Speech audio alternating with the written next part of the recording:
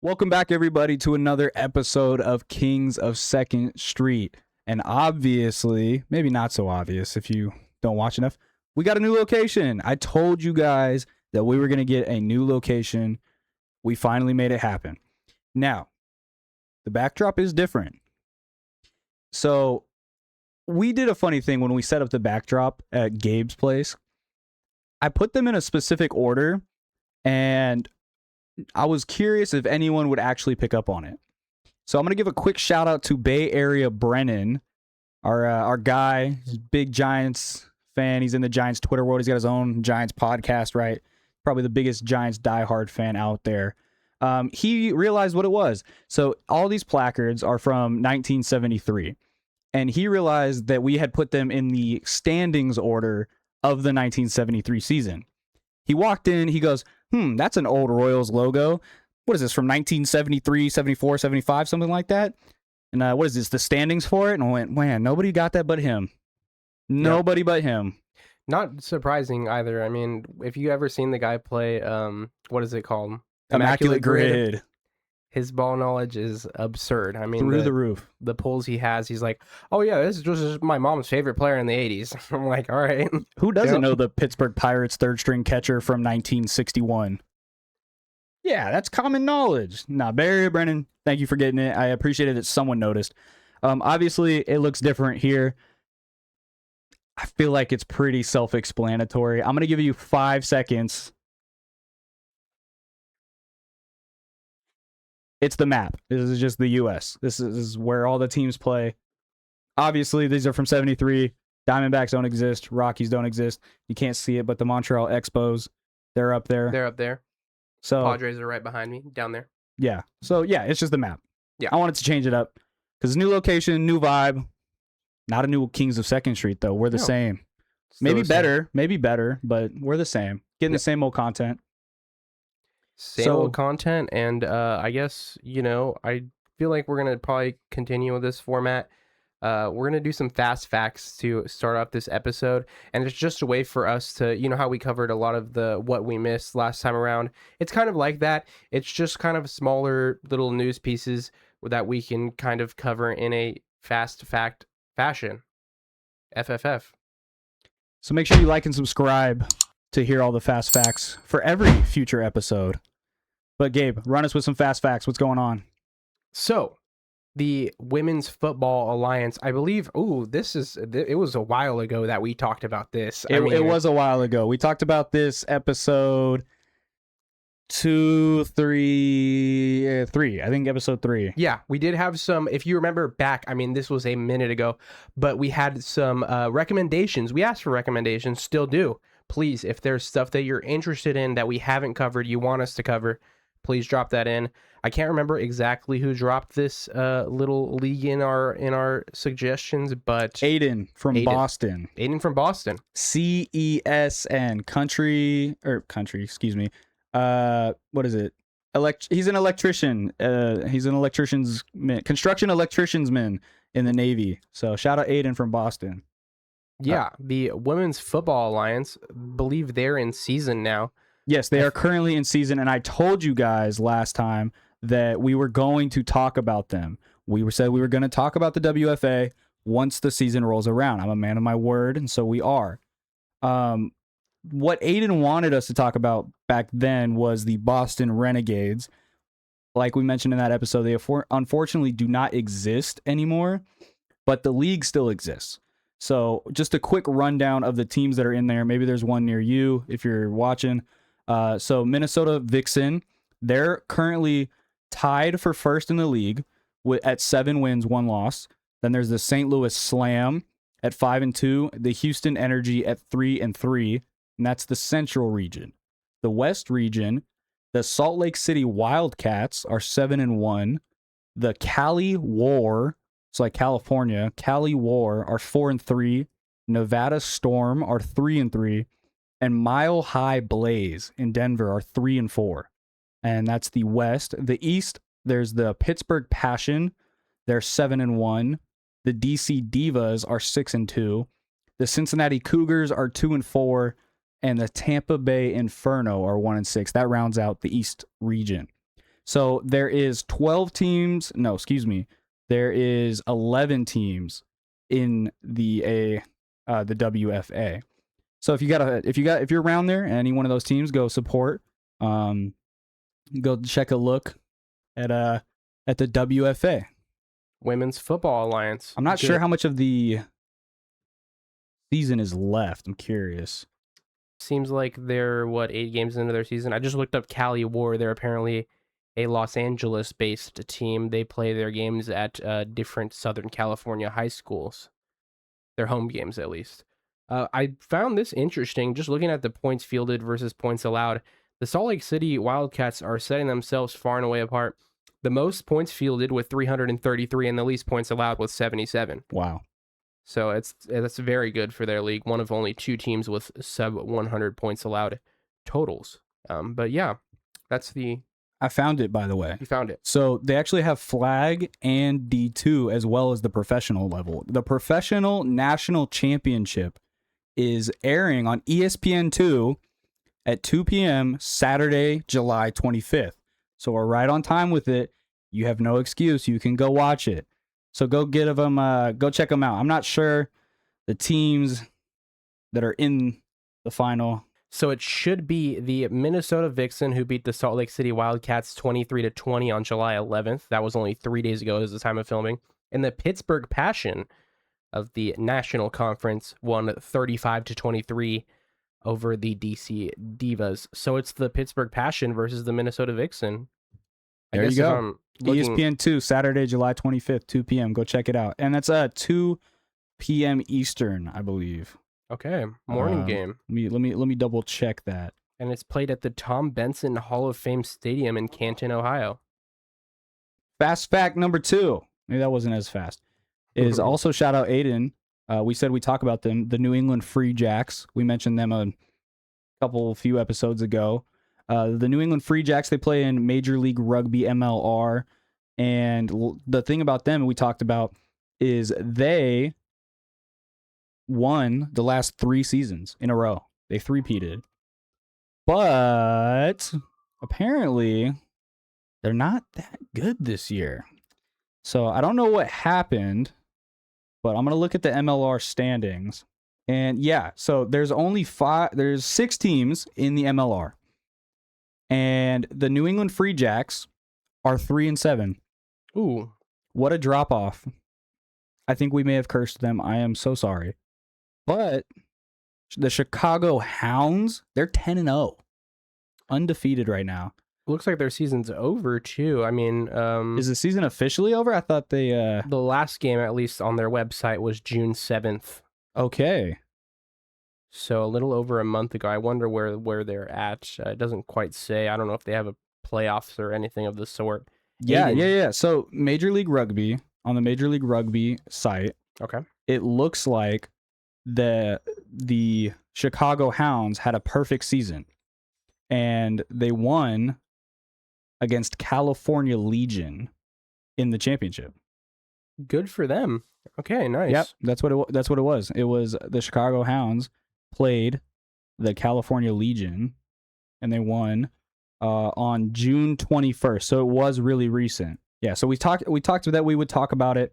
The Hounds beat the Legion 35-17, and they are the first team to have a perfect MLR season.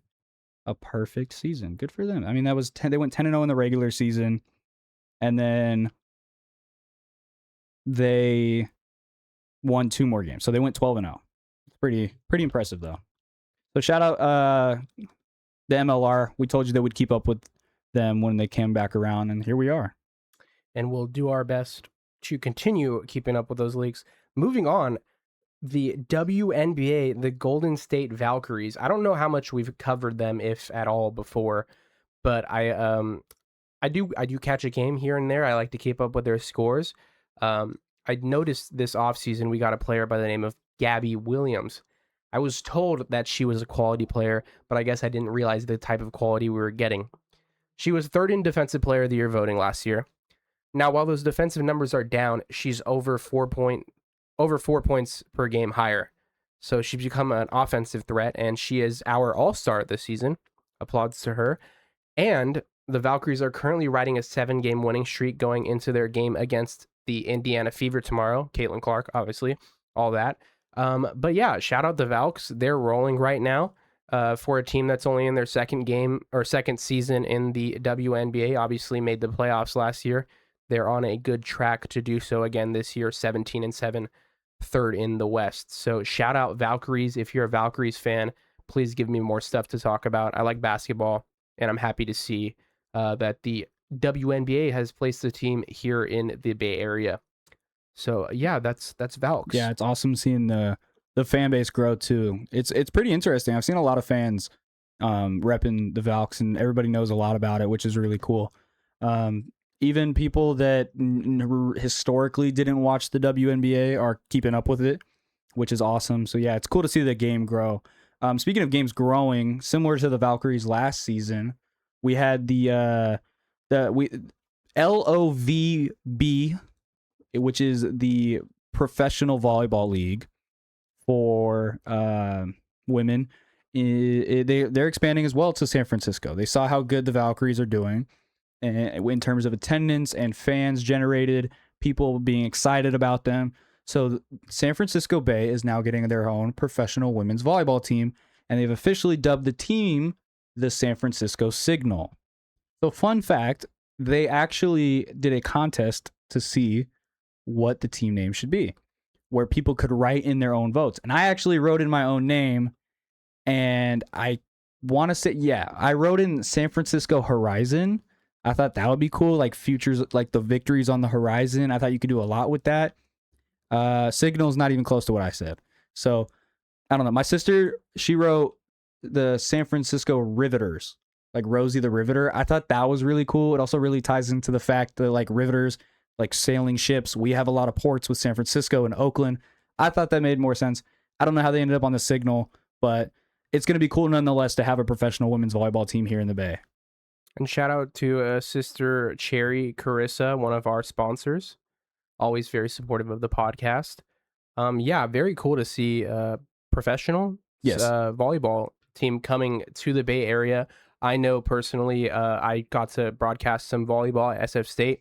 It is a pretty popular sport around here. A lot of competition around that, so it's nice seeing San Francisco. They're just getting a lot of teams, but happy to see them come to the Bay Area. Yeah, it's really cool to see kind of, the Raiders and the A's obviously leaving Oakland, creating this void for people. And then you see teams like Bay FC, Oakland Roots, Oakland Soul, Golden State Valkyries, San Francisco Signal. I'm sure I'm leaving others out. I know there's others. Seeing that grow is so awesome. So it's like, it's almost like hey, rest of the world, you thought Oakland doesn't care about sports? You thought the Bay doesn't really care about sports? Watch this. And now we have all these excitements. Oh, the Ballers, that's another one. The Ballers, yeah. So it's like it filled this void. So that's really cool. And you can talk to people, your average Joe around here, they, at the very least, know these teams exist, which is something, right? And they make the news quite frequently. So that's pretty awesome. Yeah, another fast fact I wanted to drop, actually, I'm broadcasting this summer with the Alameda Merchants, and kind of our project is some guys are already graduated and they've done their college experience. They're looking for like amateur kind of contracts. One of our pitchers, Austin Ballantyne, who had the privilege of talking a bit to, he actually just signed with the Oakland Ballers to pitch for them this upcoming season. So shout out Austin, keep up the good work along with everybody else on the team.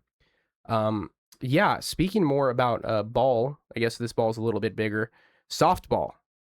Nyjah Kennedy, our what is it? Athlete, all-time player of the day for episode 4. Our last episode, yeah. Our last episode. She obviously had a great run with the Texas Tech Red Raiders in the softball playoffs, college softball playoffs. She recently, Gunnar was saying, like only a couple of days after the final. Texas Tech lost to Texas in the championship. Great match. Great games. I understand that it could have been more competitive. It didn't go 3, but Texas Tech, they played their hearts out. Nyjah Kennedy is a special player. But yeah, only a couple days or so after, They had to get contract. That's actually why it took a while. It was going to be like the next day, but she was figuring out a contract with them. After a few days of the contract negotiations, she signed with the Texas Volts in the Athletes Unlimited Softball League. That is huge for her. I was kind of curious what her path to professional softball would be. It seems like it was a very short one.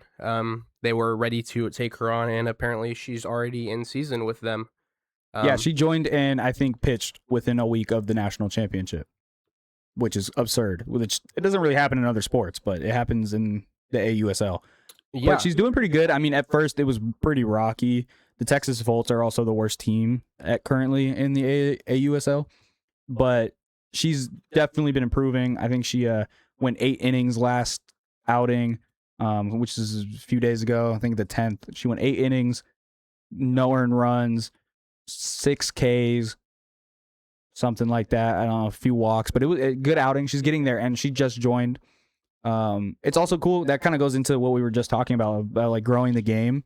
You know, the AUSL is relatively new as well. I think it's only been around for the past 4 seasons or so. I could be wrong, but you know, the Bay doesn't have an AUSL team yet.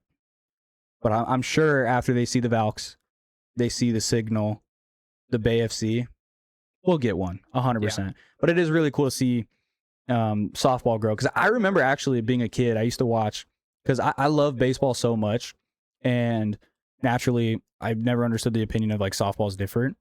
Softball is just baseball for women. So I love watching it, and I remember watching softball in the Olympics when I was a kid, and I was like, this is awesome to see like professional level. Why don't they have a professional level softball? They only had college. It's like, that can't be it. There has to be like a higher professional level, because what happens when you get a Nigel Kennedy? She's only allowed to play, 4 years? We're only supposed to experience greatness every 4 years for that? Yeah. No, now having a professional level is allowing these players to go on longer, and we can see them even develop more into their greatness. I mean, how many people fresh out of high school or fresh out of college get better when they're in a professional league? So it's cool to see the game of softball grow as well. Yeah, shout out Nija. I was looking at her stats. She did pitch today, only went 3 innings. 3 runs were scored, only 1 earned, so I assume there's some errors made. But on that the game season, might be happening currently. I'm not sure if it's ended. It might even be happening right now as we speak. She has a 3.87 ERA through 34 and 1/3 innings pitched. That's pretty solid, especially in softball. 295 average against, and I'm assuming like as she adjusts, that number's just going to keep on coming down. So Nija, keep doing your thing. You're obviously a workhorse. I mean, you can give innings to any team that is seeking it. And hey, hopefully, you know, we get a softball team here in the Bay, you know, do some scouting, maybe catch her on a free agent contract. I mean, I'm just saying. Nija, if you want to come to the Bay, I know you like Texas, but if you want to come to the Bay. Hey, if you come to the Bay, you know you'll have supporters. Yeah, at least. So you already have fans. I mean, I'm sure she has more supporters in Texas going from Texas Tech. Yeah, probably. That's a good question. I don't know where the Texas Volts are located.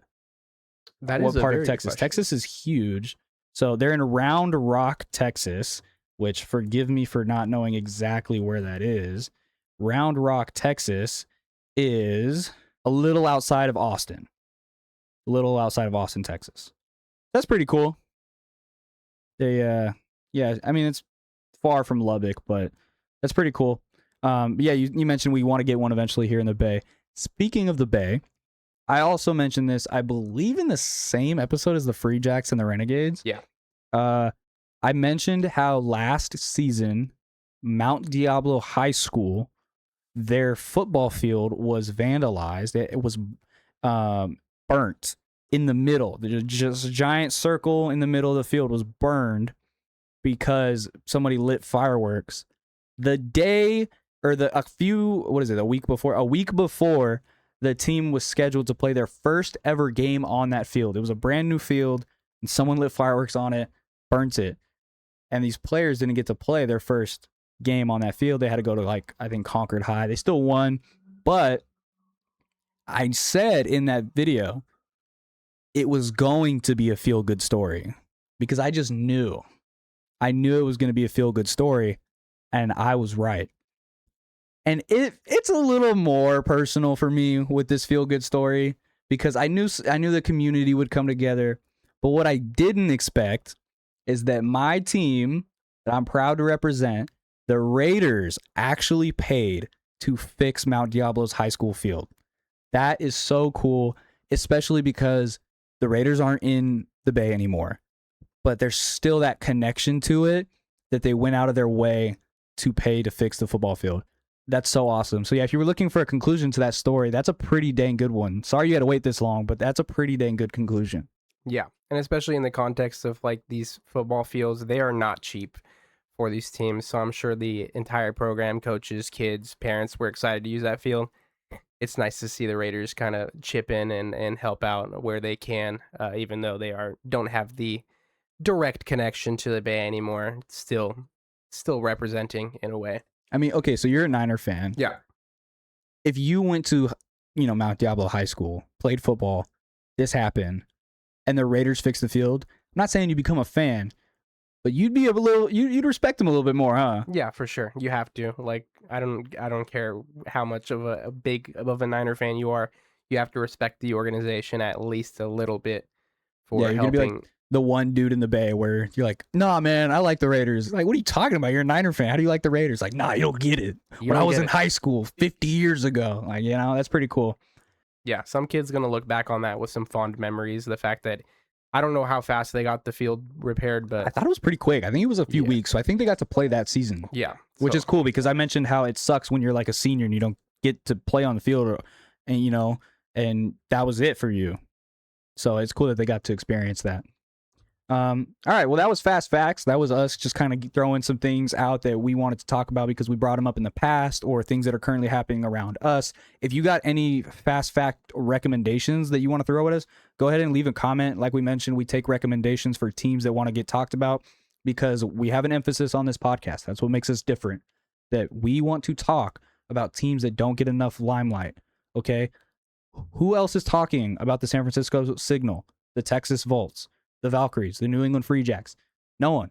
So we want to contribute to talking about them because these are real athletes that are really freaking good at their sport and they're not getting enough attention that we think that they deserve. So speaking of attention that they deserve, you guys like that transition? I thought it was pretty good. It's a pretty good transition. It's always a good transition on this podcast. Speaking of people that deserve recognition. From the Bay Area. From the Bay Area. From Hayward, California. From Hayward High, California. Look at that. Fun fact, this guy I'm talking about, I went to school with him. I played football with him. I played baseball with him. Generational athlete. Generational athlete. I can attest he was a lot better than me. That's very obvious. To be fair, he was a lot better than everybody else on the field. He was also a lot better than everyone else on the field. So that makes me feel a little bit better. But we have the very special opportunity of interviewing said person. His name is Alzillian Hamilton. I went to high school with him. I got to play alongside him. And Alzillian went from Hayward High to Fresno State. And after he just graduated, just made it, he got signed to the Los Angeles Rams. We're so happy and proud of him.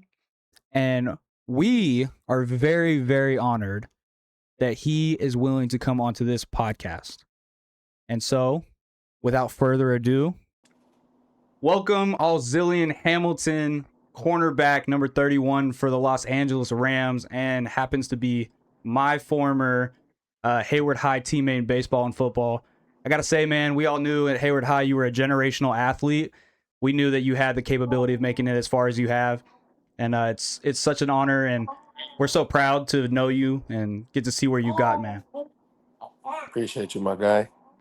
So, Zil, you got signed with the Rams after the draft as an undrafted free agent. Talk to me about the experience of getting picked up, hearing that phone ring. What was that like? It was, a dream come true. God blessed me with the talents to continue my sports, to play D1 and then get a chance at the league. So I for sure was thankful when I got that call. Yeah, who was it specifically that called you? It was a scout for the Rams. Okay. He actually talked to me a couple times before the draft too. Oh, so you had a good feeling that you were going to go there? So I had a good feeling that the Rams was a team that was gonna give me a chance after the draft. That's awesome, man. You didn't grow up a Rams fan though, did you?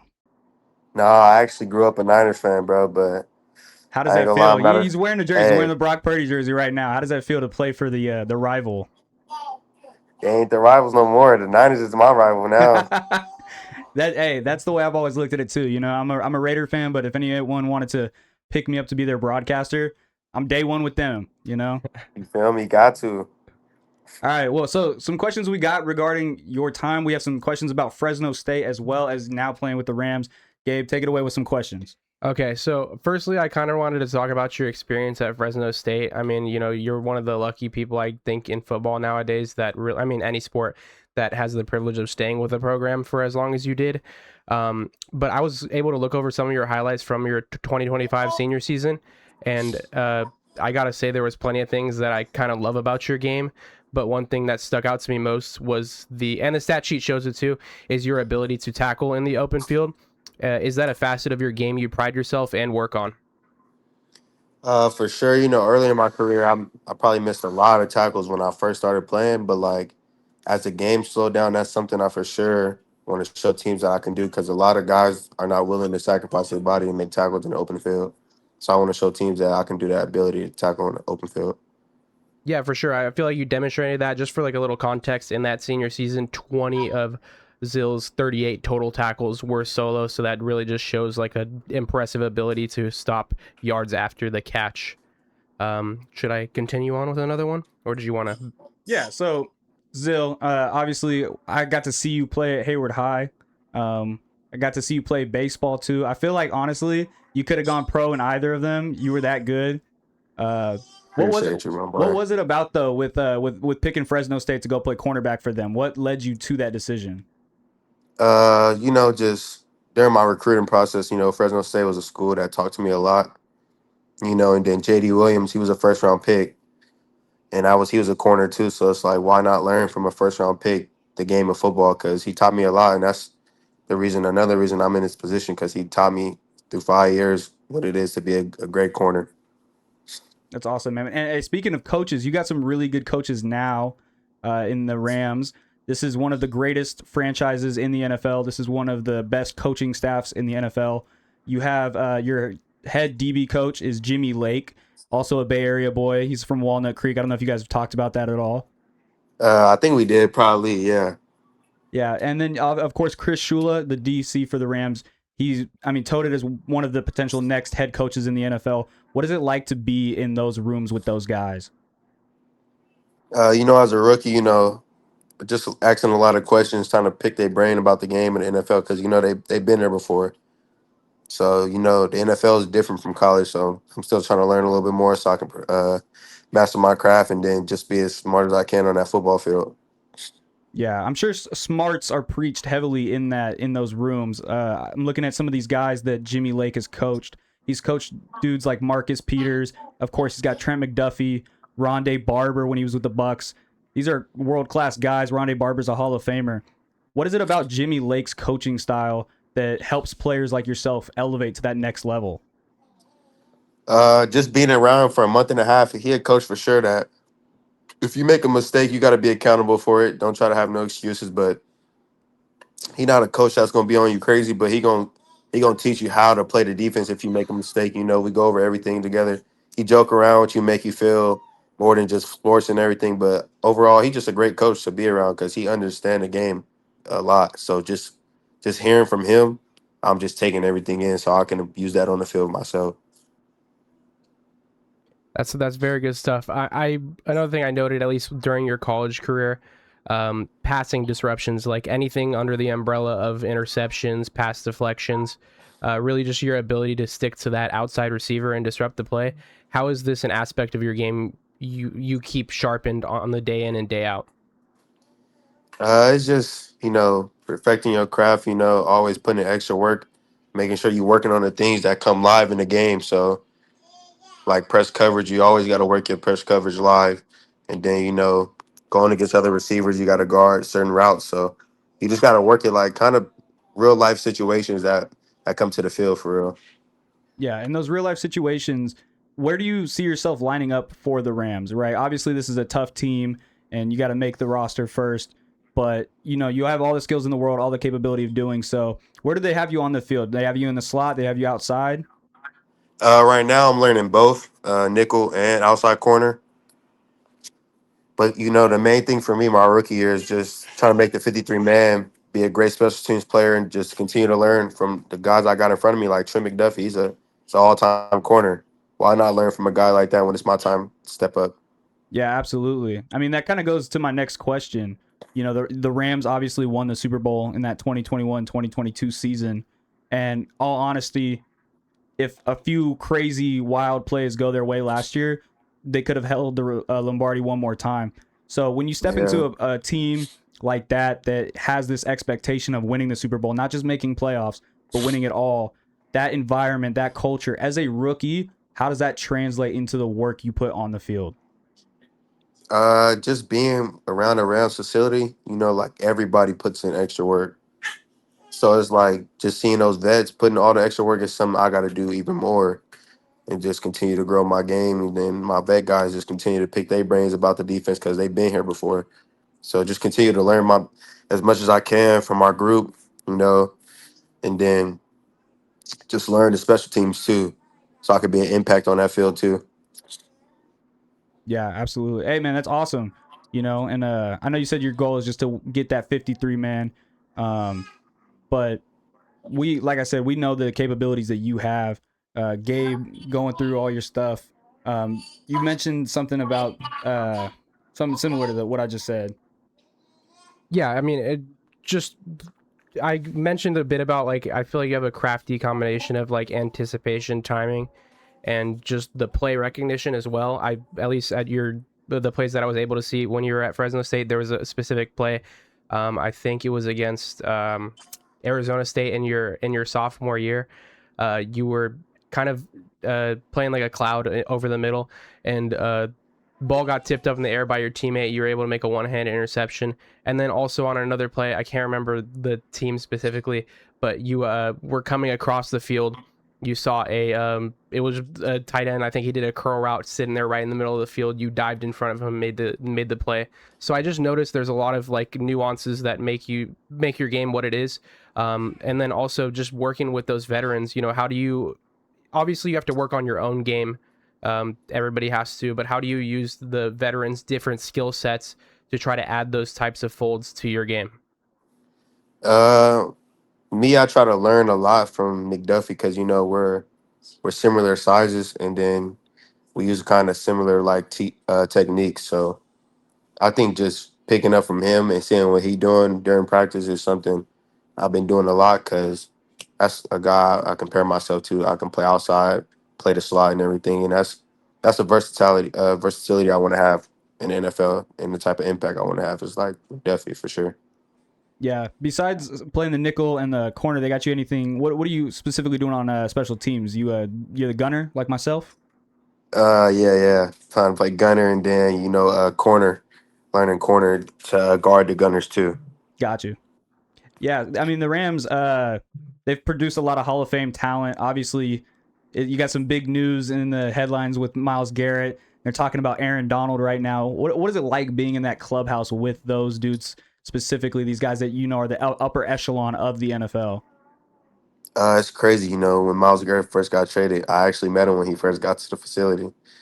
So it was kind of it's crazy because he like probably the best NFL player in the league right now. So it's like it's crazy to just be teammates with him. But he a super cool dude, like relaxed and all that. But like it ain't just him. Like we got a lot of big name guys. Devontae Adams went to Fresno State too.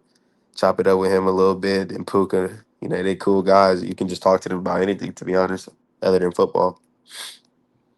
Yeah, for sure. And I think that's something I was kind of curious about from the transition from college to the NFL is like I noticed the stability there at Fresno State. You were able to spend all 5 seasons there, redshirted obviously your freshman year.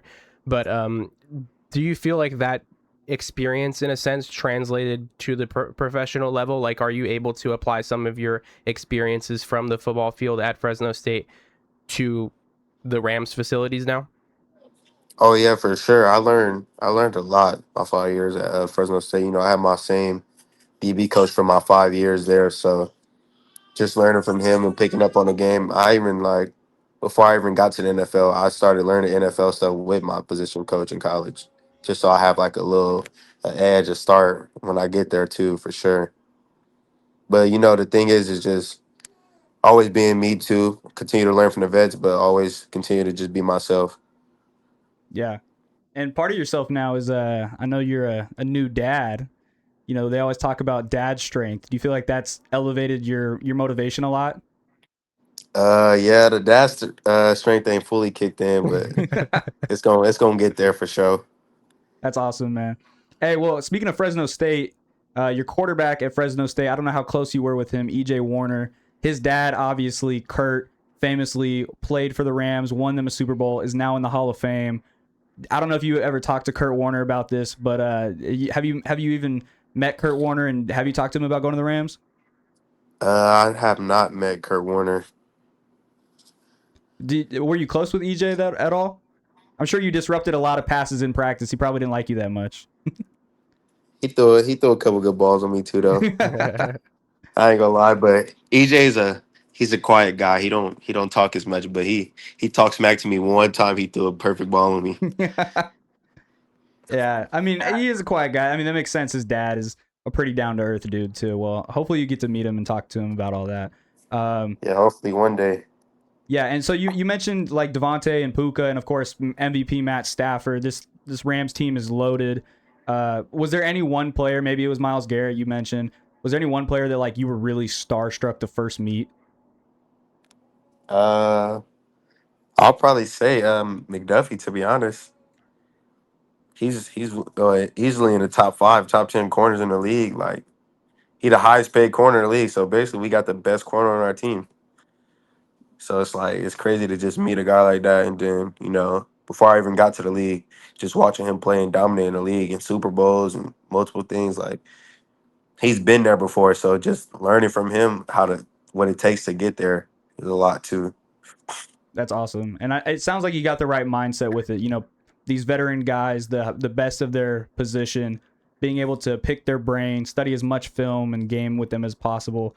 That's what I think produces so many good players for this Rams team. Is they have a long history of good players because they've got these vets that are willing to come in, teach the younger guys like yourself how to be those future vets that teach the younger guys, and it creates this chain and this process. Would you say that's accurate? Yeah, that's for sure accurate. Yeah, because I mean, you guys, you guys down there in LA get to live large. I mean, and that's the thing. You're not in they're not in St. Louis anymore too. So you get this vibe almost similar compared to the Dodgers, where you have higher expectations than maybe they did in St. Louis. Would you say that the LA atmosphere leaks into the clubhouse at all? Uh, I think just in general, like with these LA teams, it's like it's big franchises out here. So it's like I think with all the LA teams, they're expecting big things from LA teams for sure. Yeah, Because like the Dodgers didn't won the World Series before. LA, they got to get back on it to win the championship for sure. That they will. And then the Rams is a team that been consistent in the playoffs, almost get into the Super Bowl a lot. So it's like it's big expectations for the LA atmosphere teams for sure. yeah, absolutely. That's really cool, man. Yeah, I mean, more so on the McDuffie half of things. Obviously, you feel like you guys kind of stack up to each other in terms of like skill sets and stuff. I was curious, like talking to an All Pro like that, how do you feel the way that he carries himself in the day to day, how he approaches, whether it's practices, game days, whatever it may be? How do you feel like he separates himself from the rest, and how do you plan on like kind of using some of the stuff you learned from him to help you along your path? A guy like him is, he attack practice just like his game day. He going 100% in drills, taking everything step by step, trying to know what he needs to do in all his jobs, and then off the field, just taking care of your body too. Like always taking care of your body, and then probably I don't know what he do on other times, but he probably watching film and getting better too. Yeah, I guess another thing too is how do you use film? Whether it be like you watch it daily. I know guys are different. Some guys hardly watch film. Some guys are freaks with it. So how do you kind of use film? I guess you know you got a lot of practice footage now to kind of look at. I don't know how many reps you've gotten against the top receivers, but any receivers at that. How do you use that to kind of improve your game as well? Uh, well, right now my reps been limited just because we first got here. They didn't want us to like hurt anybody, but that's just a part of it. You know, NFL is different for sure, but just how I break down film, I go first and second down, see what teams' top formations are, and then I like to see what the route combinations they run out of those top formations. If they love 2x2, I like to see the concepts 3x1, and then kind of go from there. You go from third down, what they like to do on third and short. If they just try to run the ball, or third and they're trying to get a little quick game in to get the quick first down. And then another thing is second and long and everything. Second and long, are they trying to get into third and manageable, or second and short? Are they taking a shot on the waist down, basically? Like if they're gonna take a shot and see if they can get a touchdown or get a big play. But it's all based on like what teams like to run. Yeah, and who kind of instilled that kind of mindset when watching film into you? Like, where did you come up with this process of looking at film? Was it Fresno State or was it more recent with like Jimmy Lake? It's college because I ain't gonna lie. When I first got to college, I didn't know how to watch film at all. I barely knew football. I just knew how to play football. I'm sure Coach Redimer's So happy to hear that. no, for real. Like when I first got to college, my DB coach used to ask me questions in the meetings, and I didn't know how to answer him. Like I got it wrong every time, and he used to yell at me. When I was a true freshman, like he knew I didn't know football. They said somebody give So this it's man a like red shirt. no, yeah, but Is that what you spent most of your red shirt season doing? Is just learning like more of the implications in the game itself? yeah, my first year I was more just lifting, trying to get bigger, and then for sure just learning football. Like I had to learn football Hey, because well at you Hayward High we was limited on our plays, so it was easy to remember. what And you once didn't you just get to like run left, college, run right? like we played like just a lot of man, so it's like that ain't really that much of thinking. You just gotta guard your man. Yeah, But that's once we true. There got to wasn't really a lot college, of it's like schemes. you got zone coverages, pressure coverages, like it was just a whole bunch. Hey, well, you're gonna get to learn from the best. Obviously, Jimmy Lake, Chris Shula, Trent McDuffie, this whole Sean McVay coaching tree. You know, it's regarded as one of the best, if not the best, in the NFL. So you're getting to learn from the Oh yeah, best. A for lot of sure. great veterans. I'm excited to see where you go this season. What you said your goal is to make the 53. What are your other goals this season though? Preseason I'm gonna be playing a lot, so I'm trying to get a pick game. Make Pick a sure y'all game. I stay like tuned for that. It was that yeah, too. Make first sure game y'all is stay against the tuned for Chiefs, that. right? Yeah, my boy play on the Chiefs too. He a tight end. Hey, what's his name? Trey Watson. Trey Watson. We'll be on the lookout. I'm gonna see if we get that matchup. Maybe you bully him a little bit that game. Nah, yeah, we used to go out there at Fresno State before he transferred. Yeah, we'll definitely take a look at that. And Zil, anything you want to shout out personally on your end?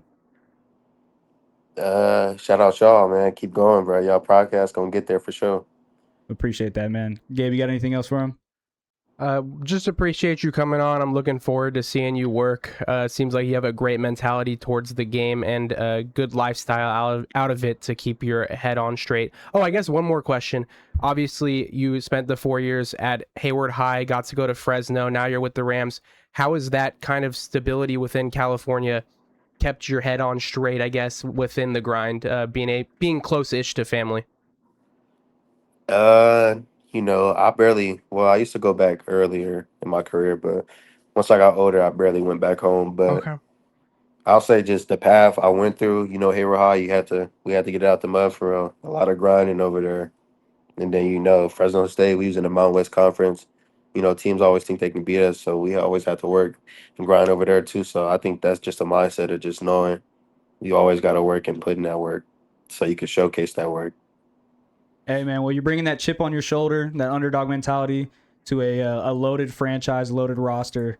So I think if it served you well in the past, just keep that same mentality, that same mindset. I know it'll serve you. I've known you for a long time at this point. I've known what you're capable of. I know your mindset. I know the faith that you have in not only yourself but in God and your family to get you there. So it's admirable, and we just want to say, congrats to making it to the league, and keep putting in that work. We're gonna be watching you every step of the way. I'm gonna make sure that all my guys at KMBR and whoever else I got is gonna be watching you in the preseason. We're gonna see that pick. All right, you gotta owe it to us. Got you. Hey, I'm gonna give me one for sure. All right, Alzillian Hamilton, everybody, number 31 for the Rams, cornerback, Hayward High legend, Fresno State legend. Thank you so much for joining us, and we'll definitely have you on the podcast soon. Appreciate y'all. Well, that was awesome. I don't know about you, Gabe, but getting to talk to a professional athlete only 5 episodes deep, put some respect on Kings of Second Street. Yeah, it was a blast just getting to ask a guy that, has those qualities, has that mentality, those questions. And then, the building that he's in is a incredible one. He's using world-class facilities. He's with world-class athletes. And then also learning from the best of the best in terms of coaches. And then just seeing him grow as a father. His family is beautiful. And then it's a blessing to be able to be in the position that we're in right now. Thank you, Ozillian, again. Incredible. Yeah, make sure you keep a lookout for him. Like we mentioned, they're playing the Chiefs week 1 of the preseason, August 15th. Let me get a quick time check on that. Yeah, we're really hoping Ozillian puts in some work in that preseason. Obviously, the pick per game, it's a lot to live up to. That is a lot to live up to. I love the lofty expectations. He means you. Yeah, you got to put that on yourself. But yeah, so August 15th, 1 p.m. Pacific time, so 4 p.m. Eastern time, the Rams will be taking on the Chiefs. I'm not sure if it'll be televised anywhere, but as my brother-in-law would say, you can go sail the high seas and find this. Okay, you can sail the high seas somewhere. I'm not promoting anything, but anyway, yeah, keep a lookout for him. And then, of course, the goal for him, he mentioned, is to make the 53-man roster.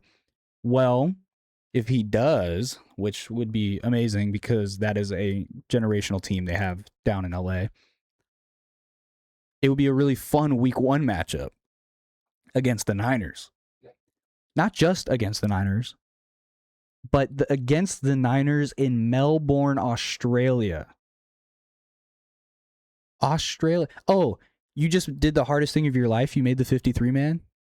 How about playing your first game all the way around the world? Yep.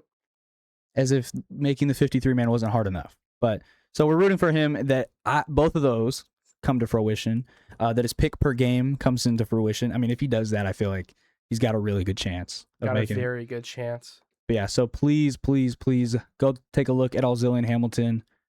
It was so awesome to get him on the pod. And yeah, I'm proud as a Hayward High alumni of some of the guys we have, because he mentioned it's you got to get out the mud for real over here. I know a lot of people say that, but you go do some research on Hayward High and you see why people say that, because it really is the mud sometimes. So it's good to see when guys make it out, and it's really cool to see Hayward High elevate itself as the years have gone by. Yeah, shout out to Ozillian representing Hayward High.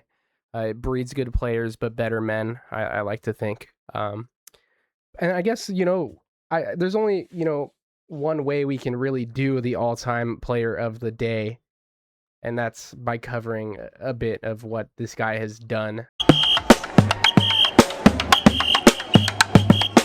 Obviously, 5 years total at Fresno State, 4 of which actually playing, did redshirt his freshman year. But like I said, the tackle abilities there, you could see as he talked a bit about in the interview, the game slowed down for him. So you saw those interception numbers coming up. Tackles have always been there for him. It just felt like he was a lot more efficient with it, obviously, in his senior year. In the draft, Mel Kiper had him in his top 20 cornerbacks. Yeah, so people didn't realize this, and I thought this was kind of crazy. So Alzillian was an undrafted free agent. He got signed pretty immediately to the Rams afterwards. But I was surprised he didn't get drafted because Mel Kiper, the draft guru for the NFL, had him in his top 20 cornerbacks. And when you make a list like that, there's some good expectations coming your way. So a sneaky pick by the Rams. I'm sure that other teams were thinking about it, but I think him being at Fresno State, not too far from LA, he was close with the scout. I think, the scouts got a hold of him, and he's lucky to be with an amazing franchise. 100%. Yeah, just amazing player. Just looking at some of his highlights, the one-handed interception against Arizona State in his sophomore year. Got a couple diving interceptions. The deflections are there. He's just one hell of a player, and I'm really hoping that he cracks through in this preseason. And we'll see from here on out what he can do. But just talking to him, I know he has the mentality to keep pushing forward, and especially in a gritty league. Yeah, that's a bit about Ozilian. Hopefully we can talk a bit more about him as the weeks go on. I'm hoping like our NFL episode, which we are gonna do coming up. We're gonna have a preseason special sometime in early August, hopefully. We're gonna do our awards predictions. We're gonna recap our ones from I believe episode 3. Yeah, something mistaken. like that. So that was a while ago. We obviously didn't cover it. It's not like it needed covering. It was so atrocious. Kind of got decimated with everybody just got injuries. All of our picks. They first 3 weeks were like, we might go what was it, 9 for 9, 10 for 10, whatever. And then by week 6, they were like, yeah, so everybody but one's injured. Yeah, he tore his ACL. That guy tore his Achilles. Yeah, that guy had torn biceps. So hopefully we get a little bit better luck this year. Yeah, we're looking for some better luck. And then we'll talk a bit about the sale of the Seahawks. I don't know if we'll get around to it in this episode, but obviously the fact that you just won a Super Bowl and you're selling out the franchise, and the meetings next month, the owners meeting, so we can get a lot more into the details of that. But yeah, I'm looking very much forward to that NFL episode. We're going to come back to Zill, talk a bit about what he's doing, and hopefully some good news in the way of the 53-man roster. Yeah. From a young man in Ozilian looking to maximize his potential to a man who has exceeded his potential and much more, we're going to go from the field to the court. We're going to talk some NBA offseason. That's a good transition. Thank you very much. That's smart. From the field to the court. I'm gonna have to throw that one in my back pocket. Yeah, we're gonna try to get a little more crafty with these transitions. Obviously, we're getting a little bit better at this podcasting stuff, conversationally. Maybe just a little bit. Just a little bit. If Every you little watch step. episode 3. Wait, I can't sing. Never mind. To episode 4, it's a little bit. Yeah, marginally. A little bit. LeBron James. LeBron. Yeah. Obviously, one of the biggest, if not, no, it's the biggest story. And we're gonna get to it. LeBron James is no longer with the Lakers. It's the biggest story of the offseason. Jaylen Brown too. I mean, no. Yeah, everyone's It's anticipating LeBron. where LeBron James goes is going to be the biggest story. But I still feel like Jaylen Brown up to this point is the biggest news. Well, yeah, I'll give you that. Once LeBron makes his decision, then yeah, no, it won't be Jaylen Brown anymore. But at this point, sure, it's Jaylen Brown. Yeah. LeBron obviously looking for a new home. Yeah, if you don't know, LeBron left the Lakers. If you don't keep up with basketball, LeBron's decided he's not going to return to LA, and he's going somewhere else. There's a few teams they've talked about. The ones that are thrown out the most are the Philadelphia 76ers, who just acquired Jaylen Brown via trade. The Cleveland Cavaliers, where he is from in Ohio, and he played for them twice. And then, of course, the Miami Heat, which I don't feel like has that much traction, but of course, because he played there, they're going to give him some traction. And then to top it all off, the Golden State Warriors, because he loves Draymond Green and Steph Curry, and they just want to get the UNC squad going. Yeah. I think that's part of what's making it so difficult for him to make his decision is he loves to play alongside Steph and Draymond, but you are maximizing your, I guess, potential of winning if you go to those other places, especially Philadelphia. I mean, their squad would be ridiculous if LeBron joined. So I'm very excited. Apparently, I heard on ESPN earlier today, Shams said that he talked to Rich Paul. LeBron has all the information he needs to make his decision, so hopefully we'll see in the next couple weeks what that decision is. As Dude, a Warriors fan, it might get out before this episode. yeah, it might get out before this episode drops, and then we're gonna be scrambling. We might even just do like a little individual segment or whatever it may be. We'll record something and put it in. Emergency podcast. So we got emergency. Hit the emergency podcast button. The emergency podcast button. We might even do it like remote, depending on what our situation looks like. But yeah, it's gonna be a big piece of news this offseason. Warriors fan, I'm looking forward to seeing LeBron to the Warriors. Do you really want him? You really want LeBron? Yeah, I feel like we don't really have as many options on our table as far as like making our team that much better. You could go. I mean, why you wouldn't want to trade for Anthony Davis? I just don't think he's worth Jimmy Butler, and 3 firsts. I heard is the asking price. Well, but here's the thing: they said that if they had AD, LeBron would probably be more open to going to the Warriors. Yeah. So that was what it came down to: is were you willing to give up those pieces just to basically get LeBron? Yeah, it's tough. I feel like the NBA draft's becoming more valuable by the year. Guys are just more quality. Year by year. That's just how the college scene is working. Guys are getting a bit more of a professional approach, and they're just getting better, more athletic. So I feel like draft picks have a little bit more value than to trade 3 and Jimmy Butler for Anthony Davis. And I think LeBron might come regardless of whether we trade for AD or not. I don't think he's the contingency that they're leaning upon. That's fair. I think that, I'll just give my prediction as, not the world's biggest basketball fan. I like basketball a lot. I'm a Trailblazers fan. We could even touch on Ja Morant, but that was clouded by the fact that LeBron is leaving and Jaylen Brown and all that. Yeah. Giannis, of course, getting traded to the Miami Heat from the Milwaukee Bucks. It's been an absurd offseason. I'll say I could see why the Warriors are so enticing, and if anything, I'm going to say they are what's holding this up. Yeah. I think if it truly was just down to the Sixers, Heat, and the Cavs, he would make his decision like today. Yeah. But I think the Warriors being like, but Curry, I love Curry, Green, playing in the Bay. There's good golf, as Curry said in an interview. Yep. There's good golf in the Bay, LeBron. So maybe that is what's holding everything up. Personally, I think he's just going to go back to the Cavs. I would call that a done deal if the Warriors weren't a part of the mix. Just because, why would you go anywhere else? Yeah. He probably still has his home there. I couldn't imagine he sold it. Yeah. He's from there. It would be storybook. You start there, you go back and win a ring, and then you go back again and retire there. That's literally what every book sounds like. So I think storybook ending, LeBron just goes back to Cleveland. Yeah. That's just one fraction of what this offseason's been. Obviously, Jaylen Brown to the Sixers. We heard Tatum didn't want him in Boston anymore based on disagreements they had this season. I don't know. It just felt like a loss for the Celtics all around. Sixers are getting a very quality guard. Yeah. Yeah. And if he pairs it with LeBron, then that is going to be a generational move. I couldn't imagine he goes to the Sixers, but that would be a generational team. Embiid and Maxey and Brown and LeBron. You Edgecombe would be too. Edgecombe. Yeah, you're building a roster, man. You're building a really good roster. Yeah, even without LeBron, they're well on their way to. Yeah, they're going to be contenders for sure. Yeah, they're going to be contenders. I will say this though. So, question for you as a Warriors fan. Mm-hmm. Obviously, you said it'd be very enticing, and you'd like to see LeBron. You look forward to seeing LeBron come to the Warriors. Do you really think he'll go to the Warriors though?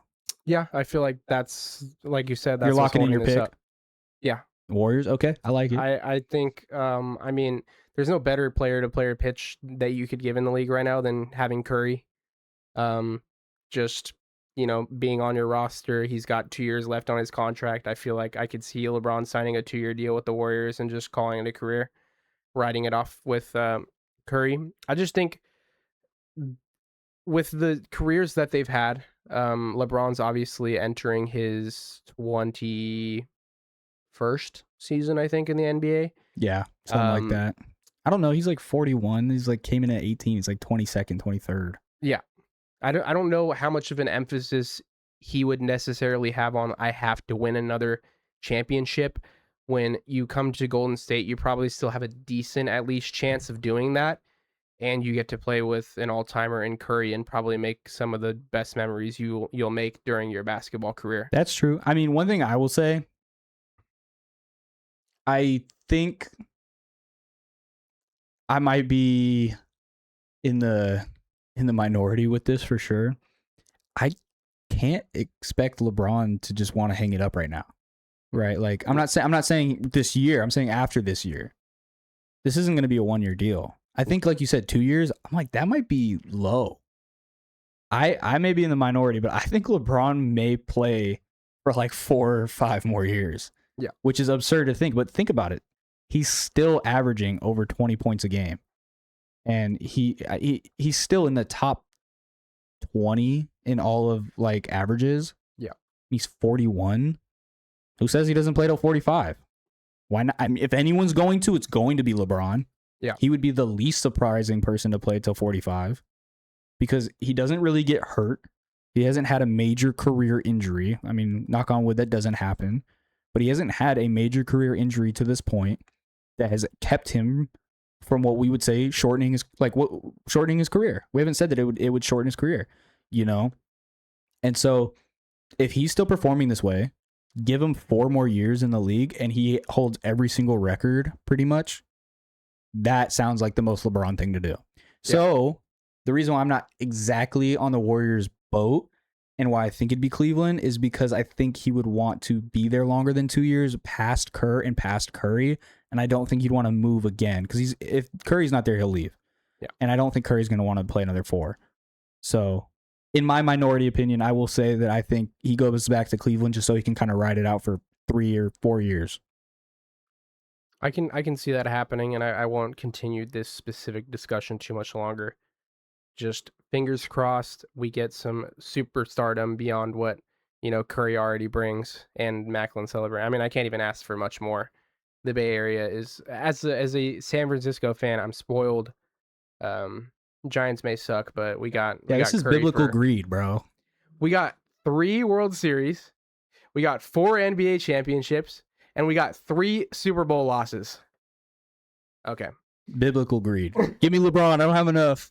Please, my steak too juicy, my lobster. Meanwhile, I'm like, buttery. Hopefully I get a quarterback that can win a playoff game in my lifetime. Haven't had that happen yet. Whoop-de-doo. Yeah, I'm sorry to Oakland fans. I still take Bart a lot, so I see them, wearing Oakland A's jerseys, Raiders jerseys. I'm like, I feel for y'all. I will say, working the A's Giants game the other day, a couple weeks ago at this point, definitely going through the tunnels, hearing some Raiders. I was like, all right, that's always going to hold a special place in my heart, because I'm like, yeah, I'm contractually a Giants fan. I work here and I work for KMBR. But at the end of the day, seeing those A's jerseys and hearing that, I was like, ooh, this brings me back to the good old days. Yeah. This is 2019 working at the A's gunner. Yeah, Coliseum was electric. I remember I went to a game, Giants A's in 2021 when the Giants were on their incredible run, couldn't lose a game. Lamont Wade Jr. hit a home run in the top of the 9th to put us up. We had left in the 8th because we were losing, so we didn't get to see that. But that might be the worst sports thing I've ever heard about you. Yeah, is leaving early. I've never left a game early. I once stayed to the 13th inning in an A's game that was 0-0 against the Baltimore Orioles, and it was midnight. But I was like, I'm not leaving. Yeah. Sure enough, Chris Davis homers to the person in front of me. That was pretty cool. I got on TV. That was pretty dope. Oh, really? Yeah, I didn't catch the ball, though. I was like, I wish I was 1 up. I would have caught the ball. You would have caught the ball. Anyway, speaking of the NBA again, sorry. I totally sidetracked this. Oh, it's good. We do this pretty much every episode. Jaylen Brown, 76er. LaMelo Ball to the Timberwolves. I love this move for the T-Wolves. It takes a lot of offensive pressure off of Anthony Edwards. They still have Gobert, who had a generational run against Jokic in the playoffs. He was looking like an all-time defensive player against him. I like that for them. I don't know if you have much to say about it if you want to. I mean, this is one of those ones that it was crazy for 5 minutes and then the next trade happened. And I was like, oh yeah, what happened earlier? So you saying it, I was like, oh yeah, that's right. LaMelo Ball went to the Timberwolves. I almost forgot because of everything else that happened. Yep. But crazy stuff. I think it's a great move for the T-Wolves. I mean, you know that you're getting into that window now of like, Ant's gonna be the guy. We're gonna have to go now. Yeah. And with how good this West is, how good the league is right now, if you want to take down the Thunder and the Spurs, yeah, go get LaMelo. I mean, the Hornets are not winning. They're not trying. They got rid of everybody just as soon as they had their best season. It's very much reminiscent of the Oakland A's, but it's basically what they did. And so it makes sense. If they're going to offer him, yeah, pair him with Ant. I think it's a great move for him. I don't know if it's enough to win the West at all, but you're going to be higher than you were. Yeah. As long as they all stay healthy, of course. And as long as you get an idea of how to move forward and keep on winning. That's a good one. Ja Morant, you already mentioned it. He's a Trailblazer. Yeah, that was pretty absurd. Honestly, I got the Bleacher Report notification that he was like talking with Lillard or something, and this was already after, and I was like, what is he on the Blaze? That's how amazing that day was NBA offseason wise, is I literally missed the notification that he went to the Blazers because everything else was happening. But when I saw that, man, I was like, wait a minute. What did we give up? And here I'm thinking, okay, Ja Morant, I know he's a problematic dude. He's controversial. He's still an amazing talent. And so I'm thinking, okay, you're going to have to give up something. You're going to have to probably give up. I was thinking you're probably going to have to give up Shaedon Sharpe, right? One dunker for another. I was like, it's going to suck when I read that. Bro, we gave up Jeremy Grant and the lesser Murray brother. Yeah, buddy. Lightweight. Yeah, it was. I could not believe that. Jeremy Grant didn't want to play for the Trailblazers He asked to trade like 2 years ago. And the lesser Murray, I think it's Chris Murray, right? Chris Murray. He's the lesser Murray brother. It wasn't brother. Keegan, so. I was like, that's all it took? We didn't even give a draft pick. Greatest trade of the offseason, in my opinion, just because of how little they had to give up to get a generational talent. Yep. And I understand he's a problematic dude. So you put him in Portland, where there's like not a whole lot, like bumping as much as Memphis. And he's with Damian Lillard. And Damian Lillard can mentor him. Yeah. Lillard knows what it's like to be in a tough situation. Yeah, I mean, this is a little different, but Morant going from Memphis to Portland is decently similar from Lillard going from Oakland to Oregon. And so I think that Lillard can mentor him well. Yeah, I thought this was beautiful on every front from the Trailblazers. Yeah, you got a lot while giving up a little, and that's kind of what you're looking for in any trade. Big win for them. Obviously, Giannis got traded to the Heat. Tyler Hero, 3 first-round picks, and somebody else that wasn't notable enough for me to remember. This is all of like first day to week of the NBA free agency. So it was kind of insane, if you might be able to imagine. Yeah, your head is spinning when you're seeing this many big names get sent around the league. It's probably the most transformative, if that's the word, NBA free agency we've ever had, just within the first week. We missed those Woj bombs, but the Shams bombs have been pretty much there in the same light. So shout out Shams keeping us updated. The X notifications were going absolutely insane.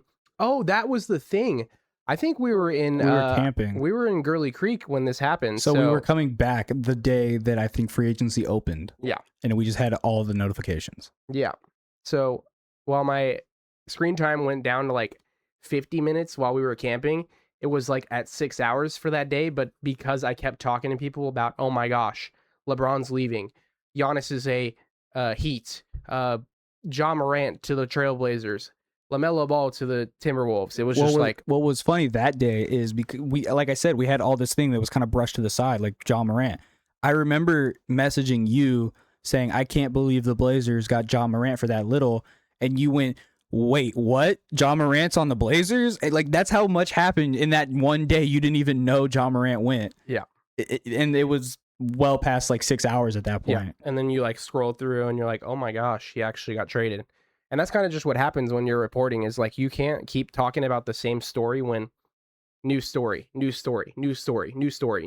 that's just the first day of NBA free agency. Yeah, and of course, it's not even just a new story; it's a better story. Yeah. It's like I'm glad to have Ja Morant, but Jaylen Brown was much more sensational of a trade. Yeah. That was a bigger talking point. 100%. And then I guess just the last thing is Wemby didn't get quite a supermax. I saw it was like 25% to the 30%, which would be considered a supermax. But he took a tiny pay cut so that the Spurs have financial flexibility. Just wanted to shout him out because he was the first unanimous defensive player of the year. And then took his team to the finals. Granted, I know he didn't have the performance that I'm sure Spurs fans and the rest of the NBA was looking forward to. It's still amazing to see a guy in year 2 do that and then get as much money as he has. So shout out Wemby, shout out the NBA. You want to talk about biblical greed? The Spurs have biblical greed. Yeah. Okay. They want LeBron too, by the way. Well, they're not getting LeBron. They're not going to get him, but they want him. But that's biblical greed. But man, I'm so grateful we have Wemby because we didn't have much. Oh my God, you have no idea how good Tim Duncan was. You have no idea how good Tim Duncan was. Oh my God. That's literally that right there, bro. It's biblical greed. Tony Parker, Manu Ginobili. Yeah, those old Spurs teams were nasty. Nasty teams. David Robinson before that. Yep. Okay. Disgusting. How about this transition? Heading back out to another field. Oh. One a little less entertaining at the moment. Granted, the All-Star break has been treating us very, very well. We're actually recording this right now during the All-Star game. During the All-Star game. Making a little bit of a sacrifice by doing this. We're a little over halfway through the MLB season, and we have a little bit to talk about. I guess while we start, getting into the thick of it, I want to talk about the home run derby we had yesterday. Because with the new format in place, I think people kind of had the idea that it was going to be better than previous years, but I don't think we had quite an idea of how much better it would be.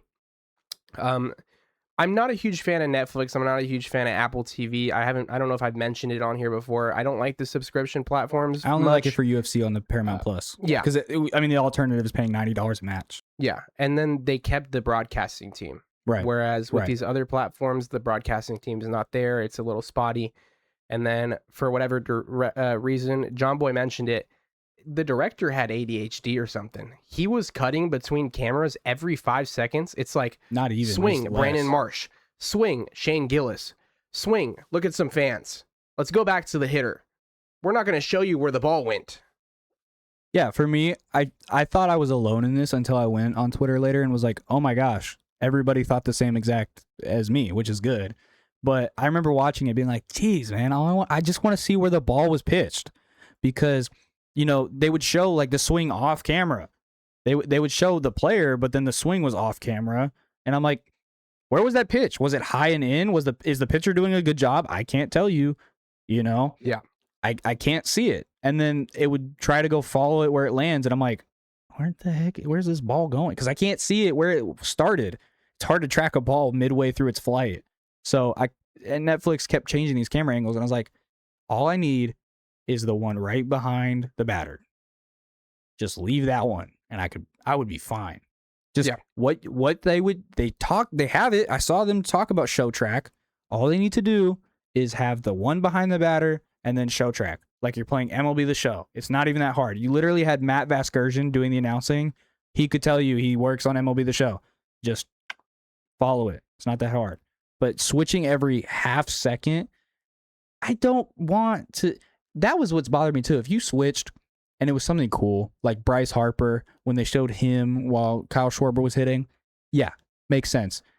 Buddy, I do not care to see Shane Gillis right now.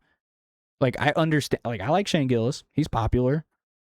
But, dude, I do not care in the middle of, like, Kyle Schwarber's at-bats to show me Shane Gillis. And he's just talking to his friends. Yeah, and he's not even, like, doing something cool. He's literally just standing there. He's not even watching.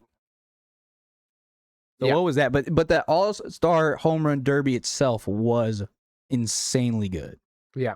Jordan Walker, one of this season's sensations because he was a top prospect before he entered the league. Had a couple rough seasons as he was adjusting, but is now, I don't want to say front running, but he's up there in terms of NL MVP conversations. And then, what do you mean? I mean, 29 home runs? It's going to be Shohei. 72 RBIs? It's always Shohei. Shohei's for sure, but his bat has not all the way been there. If he was in the AL, I'd be like, yeah, sure.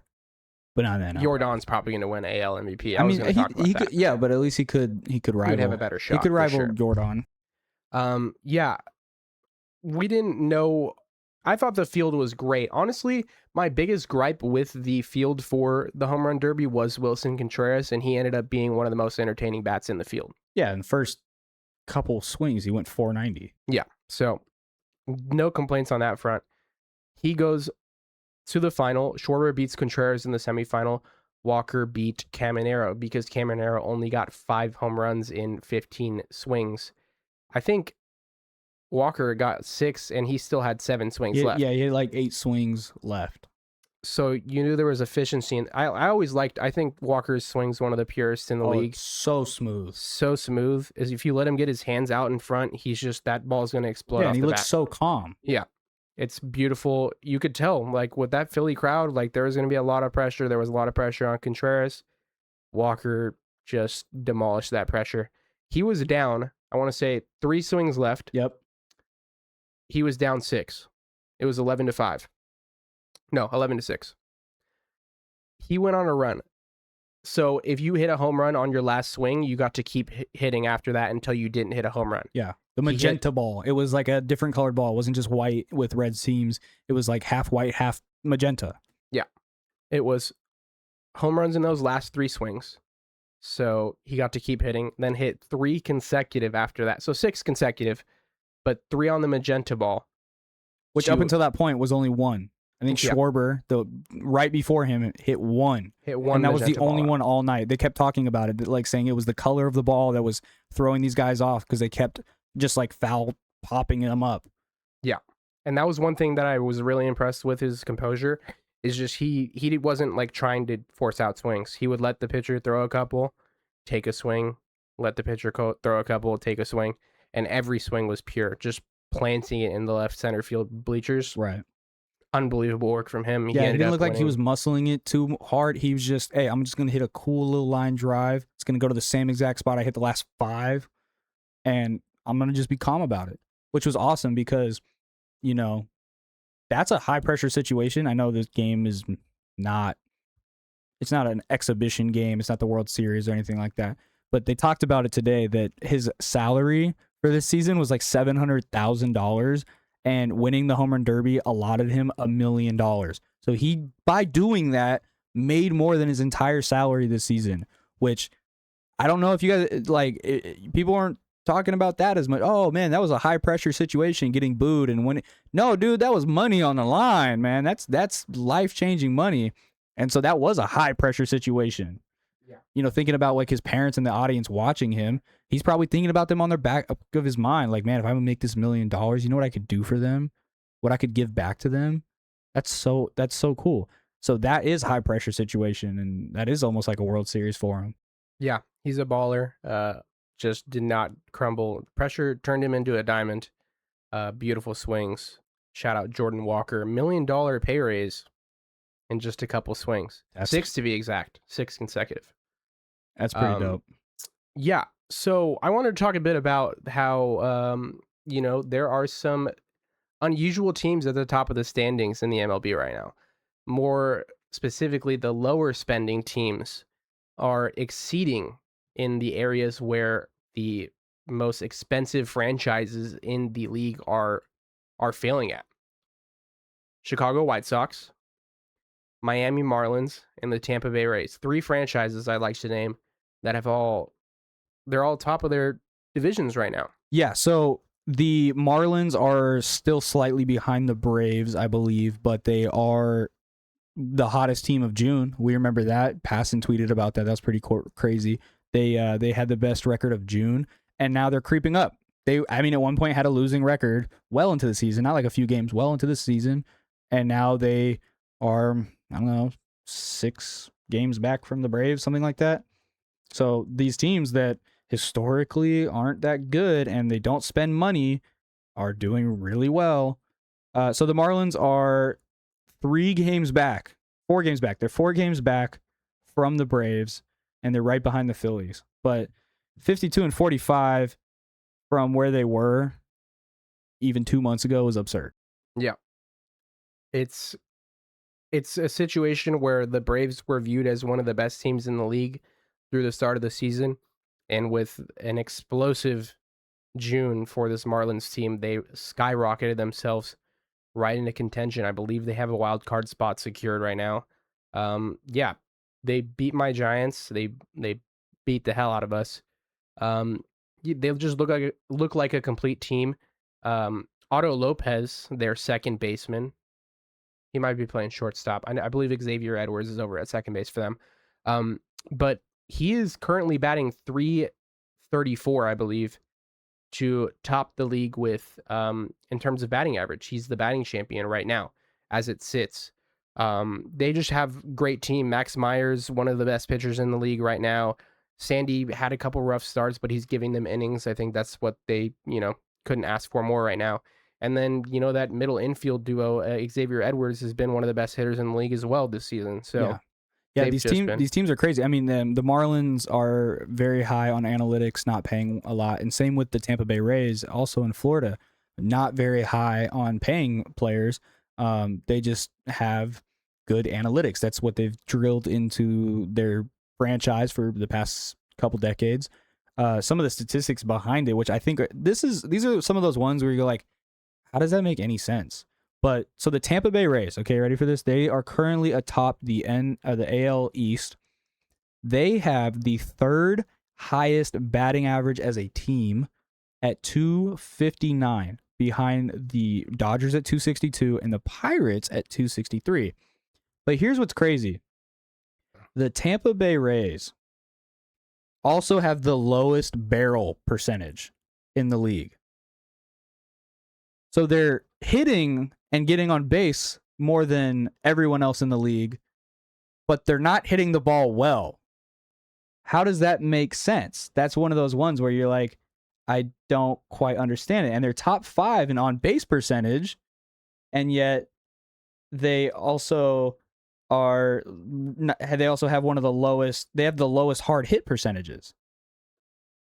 They're just getting rewarded by, I guess, Tropicana's dimensions, I guess. Well, here's the thing. You got to ask yourself, is this team just all Luis Arias? Because that's what it looks like on paper. Is this team just a Luis Arias? Like, okay, well, we know he's not going to barrel it out the stadium, but man, he's going to get on base. And a large reason why is the strikeout total. The Tampa Bay Rays are first in strikeouts, in meaning having the least. They have 672 strikeouts as a team. The closest one to that is the Blue Jays at 701. So they have 30 less strikeouts than the next team. And you look at some of these other teams that are high up there, like the Pirates, who have 907. They're in second and the most strikeouts, behind the Angels with 917. How they're just not taking bad pitches. I guess so. And they're putting the ball in play. And I guess they had some bounces go their way consistently because they're not hitting the ball hard, but they're hitting it a lot, and they're getting on base. They're walking a lot. They're just shy of the top 10 in walks, so it's not like they're just getting a bunch of walks. Yeah. It's just hitting the ball perfectly up the gap or down the line or blooping it. Just knowing where you got to hit it. How many people can do that? Just put it where you want to hit it. Not a lot of players, teams. I know Chandler Simpson, I believe, plays for the Rays. He's been one of the breakout stars too. And then Yandy Diaz, who's been, one of the best hitters in the league for the past couple years. He's continuing to do it again for them this year. So yeah, shout out them too. And then the White Sox, what a team. They've just got it would seem like they were nothing last year, and then all of a sudden they are everything. Murakami's top 6 in home runs, I believe. Colson Montgomery is a fantastic young shortstop. Miguel Vargas is playing he great is third phenomenal. base. He's been phenomenal. I believe he also has almost 20 home runs, if not 20. Yeah, I think he might be over that now. He's been playing really good. He's swinging it. Sean Burke, pitcher. Sean Burke. Davis Martin, pitcher. They have really assembled a really good squad. It's funny in hindsight. We remember when Murakami signed with the White Sox, and everyone went, "Wow, now this is that's a move of all time for sure." Because he's like, "You signing the worst team in the league for what? Just so they can?" We're all thinking, he wants to be that guy. He wants them to build him a statue. What did he know that we didn't know? All right, because Miguel Vargas, the pitching staff, what did he know? He was like, "Nah, this is the team. Yeah, you guys are stupid. This is the team." Like, I'm thinking at some point along the way, there had to have been a pitcher that's currently on the White Sox playing the NPB, and then maybe they had a little conversation. I don't know. The point is, the White Sox are playing some of the best baseball in the entire league right now. And they're doing it on the backs of a lot of young players. And that's kind of what I appreciate, is they took a bet on a lot of guys, and it's paying off for them right now. Who knows if it'll continue to pay off, but it's been the type of consistency that's won them a lot of games. So you have to assume that, barring injuries, this team's going to be good for a long time. Yeah, so here's something that's interesting, and this is the comparison I kind of want to draw, right? So the Tampa Bay Rays, I told you, they don't barrel the ball. They don't hit the ball hard at all. They do not have good slugging percentage. They're bottom 3 in X slug. They are in the lower half of slug. But their exit velocity is bottom 5. Their hard hit percentage is the worst, and their launch angle is bottom 4. And you have Junior Caminero and Yandy Diaz. I can't believe I forgot Caminero, yeah. And you're not hitting home runs, even though these guys are hitting home runs. I don't understand them. Everyone else just is not hitting home runs. But here's the comparison I want to draw that I think is really interesting. The Rays are doing it just by getting little bloopers. The White Sox are the exact opposite. If you look at it, the White Sox are actually in the top 6 in the league of strikeouts. They have 853 strikeouts, which, mind you, is almost 200 more. They're about 20 less than 200 more. 180 more strikeouts than the entire Tampa Bay Rays, right? But they are in the top 10 in barrel percentage, and they're in the top 10 in hard hit percentage, and they are in the top 10-ish. They're on the brink of exit velocity, and they're on the upper half of launch angle. So basically, their mindset is just hit ball as far as possible. Yep. The complete opposite of the Rays. And yet they're both on the top of their division. So that's what's so goofy about baseball and why we love it so much. So you just we have completely different philosophies. One team's is just hit ball as far as possible and have good pitching staff. And the other one is get bloop singles and have good pitching staff. The only consistency is the pitching staff. Yep. So many scenarios that can lead you to being a good team. But either way, a lot of young teams and unexpected ones that are carrying these teams to victory. I kind of want to go over the pitching just real quick just to kind of prove why they've been so good, right? So the Tampa Bay Rays, they're actually second in the league in walks given up. They only have given up 252, so they're not allowing a lot of men on base. They don't have the highest strikeout total. They're in the bottom 10 in strikeouts. So it seems like they're just putting a lot of balls in play, but they're not giving up insanely hard hits. They're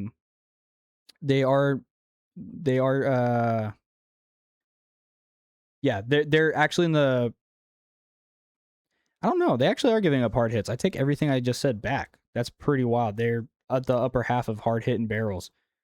So I don't understand why they're winning, but you know what? They've got the secret sauce to win games, apparently.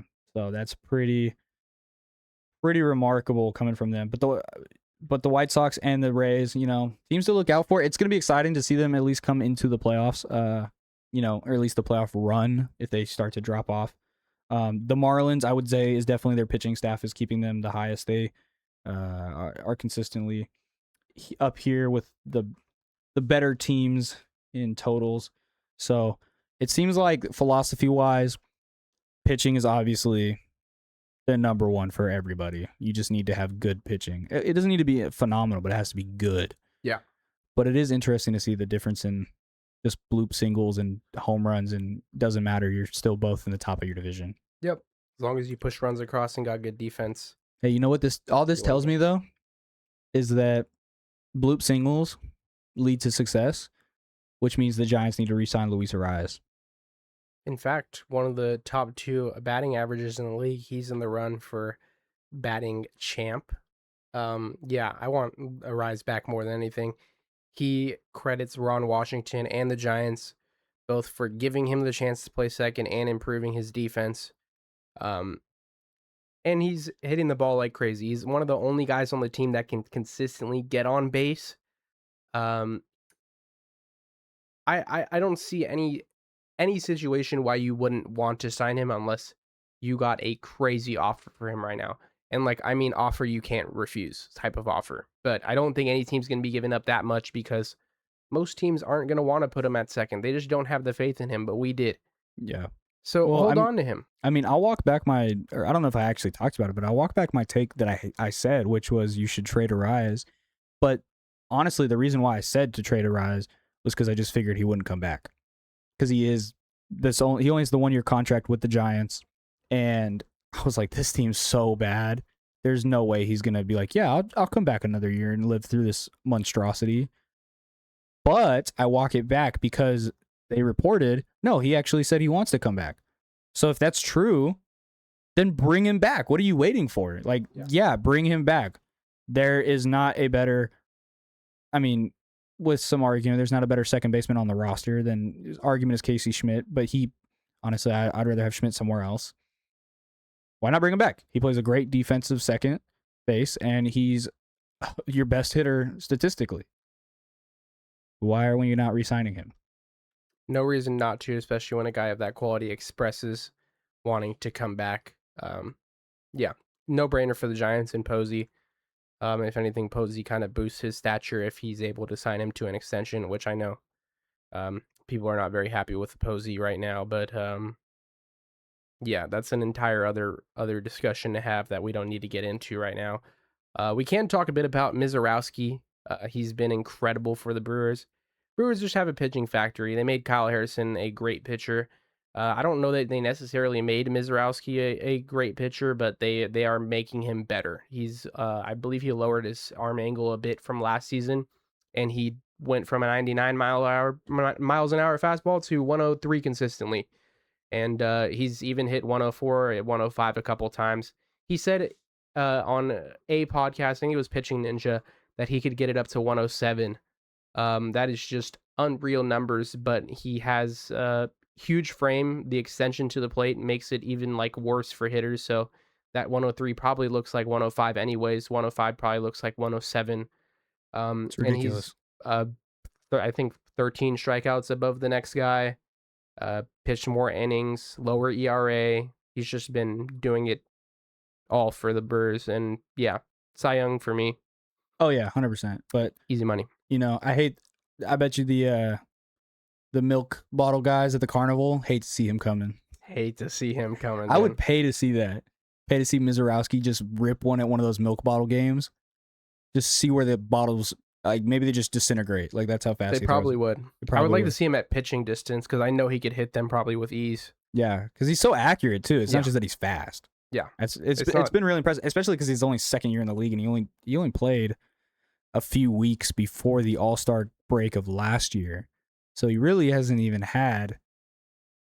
He's had about a full season's worth of time now because we just hit the All-Star. But yeah, so he's literally had one full season, and we're calling him the future and the franchise, and that's 167. What are they doing with these pitchers, man? Where just get these guys like Skeens and Mizorowski and just pump them out? I thought Skeens would be the best we've seen, and Mizorowski's one up that. So yeah, very bright future for pitching. very bleak one for hitting, if I must say so myself. The more and more of these guys that keep coming up throwing 100 plus is just going to be a nightmare for the hitters unless they're the upper echelon, and there's just not that many of those guys. So yeah. So there's actually been talk. I'm curious to get your thoughts on this. There's been talk about the MLB changing some aspects of the MLB mound, right? So they used to have the mound lower and closer, but then pitchers kept getting too good. And that was a long time ago. I'm talking like early 20th century. But pitchers started getting too good. And so they raised it up and they moved it back so that there was a little bit easier time for the hitters. So while there's not been any serious considerations by the MLB yet, there has been talks about, well, maybe you move the mound back another 6 inches because 20 years ago, dudes didn't throw 107, right? But now they do. So it's like, do you put the mound back 6 more inches? Do you lower it? What do you do? Do you think that the MLB should, and do you think the MLB would do such a thing? I think they would, and probably implement it a similar way that they have with all of the challenge systems and stuff. Start from the minor leagues and work your way up. See how it kind of works with those pitchers. But I could see it being useful because while pitchers getting better is always good, you want to see that. I think that they're getting better at a rate that's just almost impossible for hitters to catch up to. So I would kind of like to see, I don't know, it's tough. You don't want to take stuff away from the pitchers, I don't want to say it's an advantage to be where they're at, but clearly they're doing well enough on it. I would like to see it at the minor league level to see if they can still produce the way that they have. And I also want to just see more hitting too. I feel like there's got to be a good balance in the sport between pitching and hitting. Yeah. If it becomes super detrimental to either side, I think we should, move the margins a bit to make it right. And I think balanced. It's better than the juiced balls. I think it's easier to balance. Juiced balls was ridiculous because every ball was different, but this makes a little bit more sense. And to put in perspective why, like for context, why would they even consider this? Let's go back in time, okay? If you go back to 2003, the batting average around the league for everybody, the average was 264. In 2004, it was 266. In 2006, it was 269. Okay, you go back 10 years ago, 2016, it was 255. It is now 244. Teams are now, the league as a whole is now collectively batting under 250. So they are hitting less than one hit a game per player. If you consider every player gets 4 hits, 4 chances per game, some get 5. Obviously, it depends on the scale of the game, but usually 1 for 4, you would say that's average. People are now doing worse than that. They're worse than doing 1 for 4. So that's pretty absurd. So, I mean, waiting 5 chances to bat to get a hit is kind of crazy. I could understand why they want to move it. And then here's the really crazy part, because the batting average is down, blah, blah, blah, whatever. People are good. There were some years, by the way, in the 90s where it was like 270, but I know that steroid era definitely affects that. The crazy part to me is strikeouts, okay? And I think this is strikeouts. It just says strikeouts. I can't. Is it strikeouts per? I don't know. Whatever. So the strikeout total on average across the league is 8.36. For comparison, in 2002, it was 6.47, and in 2003, it was 6.34. So the batting average has gone down by 0.2, and the strikeouts have gone up by 2. So we're seeing guys swing and miss at a rate that is significantly higher than 20 years ago. And even if you go back 10 years ago, right, 2016, it was only 8.03. 2015, it was 7.71. So over the last 10 years, we've seen another point in almost a full, half a point, full point increase in strikeouts. These pitchers are getting too good. Yeah. And I understand the purists of the game. They don't even like interleague play. They don't even want the NL to play the AL ever. The Pierce of the game, they might not like moving the mound. I like to see home runs. I like to see base hits. I don't like to see guys strike out. I'm sorry. These pitchers are just getting really good. Yeah. Like too good. To the point where you have to kind of move the goalposts a little bit to make the game balanced enough that, we're not seeing defensive or pitching duels every night. Yeah. Because like you said, pitching has just become the emphasis for teams to acquire. That's how you move your team along. That's how you get better, is just get good pitching. Yeah, and I think people are worried that, you'll ruin the chances for no-hitters and perfect games. I don't think it makes that much of a difference. I mean, if you think about it, the averages were much lower, 12 years ago. Tim Lincecum was still the guy. So I don't understand. We had much more no-hitters and perfect games back then than we do now somehow. So I don't know how that I think it's because they threw more pitches, but they had more no-hitters and more perfect games back then. So it's not going to ruin the chance for it. It might, it won't make it better, but these pitchers are really good, and we got to even the playing field a little bit, Yeah. 100%. 100%. 100%. 100 pence. I guess it's time for another transition. The first pitch is a great tradition in the sport of baseball. Celebrities, other athletes, icons, local icons have taken part in the sport we're about to talk about. Some of the biggest names have taken part in this pregame activity. Big names like John Jones, Conor McGregor, Francis Ngannou, just to name a few. That's right. It's Gabe in the cage. The transitions might have been a little bit of a stretch, but that's pretty funny. I like it. It was good. It was good.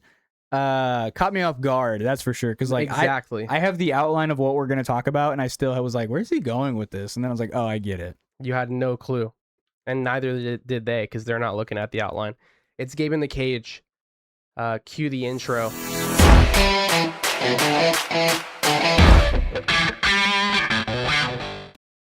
Yeah. We're back. I obviously did an individual segment this past time with UFC 329. You think you might figure it out. I'm still an idiot. Bear with me. I made picks on about 6 fights, maybe 7. Sorry. Gosh. Okay. I don't understand why that's so funny. I'm moving past everything. So, moving down the card, or moving up, I guess. First fight I picked was Adrian Yanez versus Cody Garbrandt. I had Yanez by TKO, I believe. He got the knockout in the second round. Let me fact check these things for you so I'm not just lying through my teeth. We would never. I've never lied in my life. I'm just kidding. So I was very nervous about this event. Well, making picks rather, because I was horrible last time around. I'm just kidding. But the Topuria one was the big one, and I missed pretty miserably. Cody Garbrandt, Adrian Yanez, he got the KO in the first round. I pointed out some fighters like Luke Riley. He got the KO. Gable Stevenson got the KO. Robert Whittaker, another one of my picks. I thought his speed was going to be too much for Nikita Krylov. It was too much. He ended up getting the TKO in round 3, 1 minute into that round. You could tell the entire fight, the speed was there for Whittaker. You're kind of worried when a fighter makes the jump from one weight class to another, no less, 185 to 205. You wonder if it's still going to be there. Joe Rogan probably mentioned 15 times during the broadcast, Whittaker needs to get his weight locked in. He looks a little thick. Dude, he's 20 pounds heavier. I'm tired of Joe Rogan, actually. I can't watch him broadcast fights anymore. I would rather listen to myself. He's one of the worst. And even Whittaker was like in a podcast after the fight. He was like, dude, what's wrong? Like, I of course I'm a little thicker, but I felt like I was in good shape. I still had abs. He did have abs. Joe Rogan's a hater. That's all I'm saying. I'm tired of listening to him. Well, there goes our invitation to his podcast in the next 20 years or whatever it takes. Who needs it when you got Gabe in the cage? Robert Whittaker. Why would I go on that podcast? That podcast is crazy anyways. It is a crazy thing. So I was 2-0 at this point. King Green, Terrence McKinney. I picked King Green. I was worried here for a second. McKinney got the knockdown. He had me scared. Oh wait, did he? Yeah, he got a knockdown. He was holding King Green against his will, beating him up on the ground. I thought it was going to be over. King Green gets up and hits the nastiest body shot. It's interesting because when you're fighting somebody, typically you hit the body shot at least to the liver with your left hand because it's on the right side of their body, your left when you're looking at them. King Green went across with his right and managed to slip it into that section of his body. Got the liver shot. He falls immediately, gets the TKO. It's controversial. 4 minutes and 59 seconds into the first round. It was about to be over, but nonetheless, McKinney covered up, was not defending himself. I thought it was a decent stoppage. Well, of course I did. I picked. Lonnie Kavanaugh versus Brandon Royval. I had Kavanaugh. Unfortunately, he chased the finish in the first when he got the knockdown. Royval ended up taking it in the third round via submission. Kavanaugh was just a little too tired at that point. I still see a lot of potential for the guy. So does Brandon Royval. He even called him a future champion in the post-fight interview. Close. It's not like you were way off base. No, he did get the knockdown in the first. He just was chasing Royval on the ground. I thought he should let him get up. Royval's got great submission, or great grappling, rather. He was like shrimping his way away from the striking of Kavanaugh. So he missed there, still 3-1. This one hurt me pretty bad. I had Corey Sandhagen winning against Mario Bautista. A knee bar in the first round for Bautista. Sandhagen said he tore his hamstring, or at least he believes he's going to go get an MRI this week. Unfortunately, Bautista wins by decision. It was interesting because that first round tears Sandhagen's hamstring. You could tell he's hurt. That round went to Bautista. Second round, he comes out. Sandhagen keeps it on the feet the whole round and was winning the striking exchanges. The thing was, by the time he got to the third round, I think the hamstring was just bothering him way too much. Like the adrenaline was starting to wear off. That it was just, he was immobile. Bautista took it to the ground. That was it. So 3-2. Whatever. Benoit Saint-Denis versus Paddy Pimblett. A lot of people had Saint-Denis in this fight. It was -130 for him, so some of the bettors saw it his way. I had Paddy Pimblett. I thought that the grappling was much better. I thought that the striking was there even after the Gaethje fight. He gets a submission 52 seconds into the first round. Yeah, obviously the grappling was much better. Yeah, the grappling was much better. I don't know if you saw the submission, but it was, I don't know exactly what it's called. It's almost like a ninja choke, but he put his legs on top of Saint-Denis, so he's not only crushing him with like the top of his arm, but also crushing his body down with his legs. So it just made it way tighter. It put him to sleep. I thought it was crazy that they waited to stop as late as they did, because he was like tapping on his ribs, like, I'm done. Yeah. And they were like, no, you're good. And then he like waited until his arm like came back down. He's like, oh my God. Oh dude. my gosh. I was like, you guys know he tapped like, I don't know if you saw it. Ago. I think he was, if he didn't tap, he was out. Yeah. Earlier than that.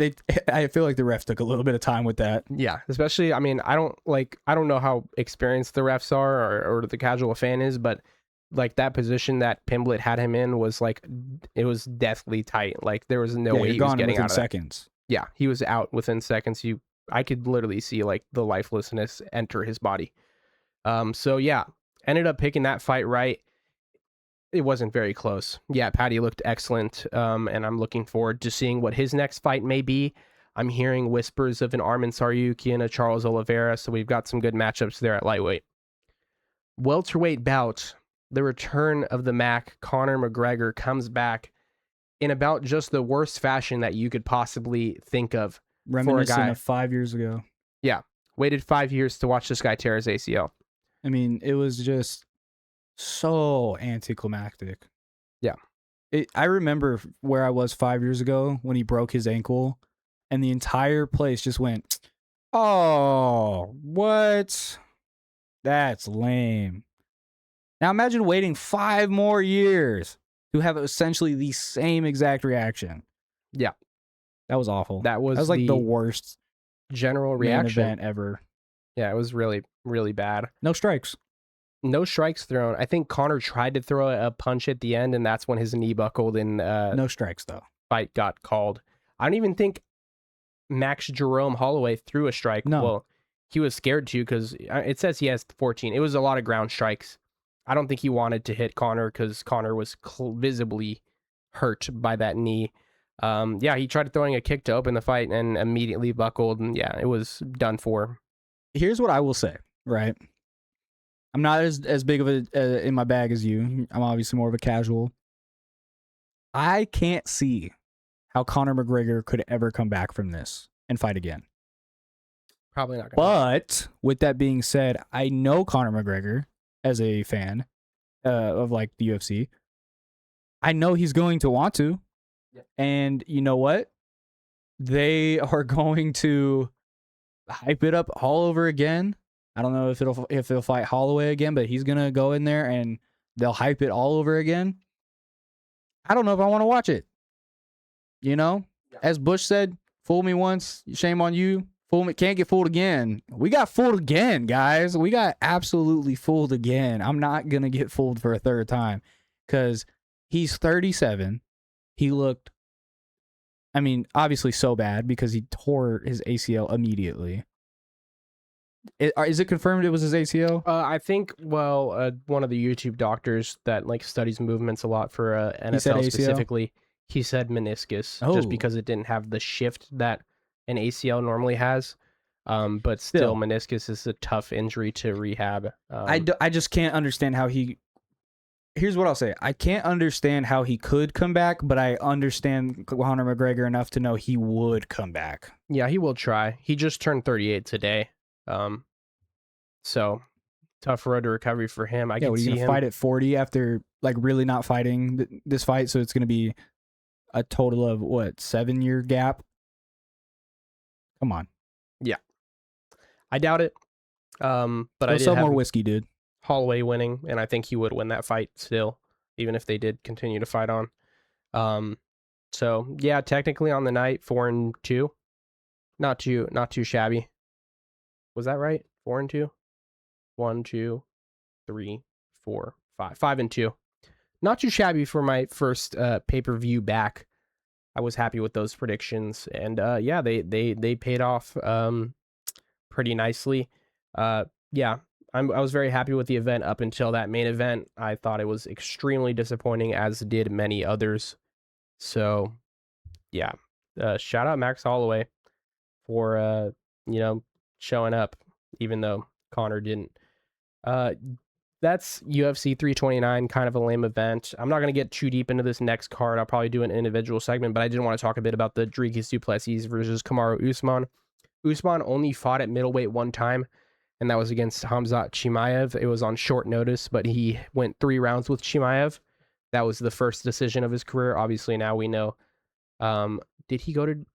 I don't know if he went to decision against Dricus. I think he beat Dricus by submission. But he went to decision against Sean Strickland, who is the current middleweight champion. Usman's a very capable fighter. My worry is how old he's gotten. Obviously, the knees have been an issue for his entire career, and against a very big man in Dricus du Plessis, I don't think that's going to fare him very well. I got Dricus by... It's tough. 5 rounds are always tough to predict decision, but I would assume that Usman is tough enough to get through the 5 rounds. I just think that even if he is able to pick up 2, I think Dricus has the gas tank and is just a little too strong to be going 5 rounds against. Although we did see Dricus' gas tank fail him, so we could obviously see Usman picking up the 5th round. I do feel like it might be going 2-2 going into that 5th, so it'll be a toss-up from there. I just got Dricus taking it. I think he's a little younger and has a little bit more grit at this point in his career to take it. So yeah, I won't get too much into this card. Christian, Leroy Duncan, Jared Cannonier. I think CLD will win that. But yeah, we got a fight night this weekend. It'll be 5 p.m. Pacific on Paramount Plus. If you are trying to watch more UFC, I don't know how bad of a taste that main event left in your mouth. I will still be watching because I'm a super fan, but yeah, and du Plessis and Usman is a really good card for a fight night. And fight nights are historically the lesser of all the cards. That's why they're not, numbered. They're just fight nights. Yep. But du Plessis Usman is a good one. I mean, even as like someone like me who's more of a casual than Gabe, yeah, I know these guys and I know what they're capable of. I don't know if they still have it like they did, but I know what they were capable of, and so at least it's going to be more intriguing than that Holloway McGregor fight. Yeah. And at the end of the day, if you can do better than that, it's probably about the bare minimum. But it'll be better than that at least. 100%. Yeah.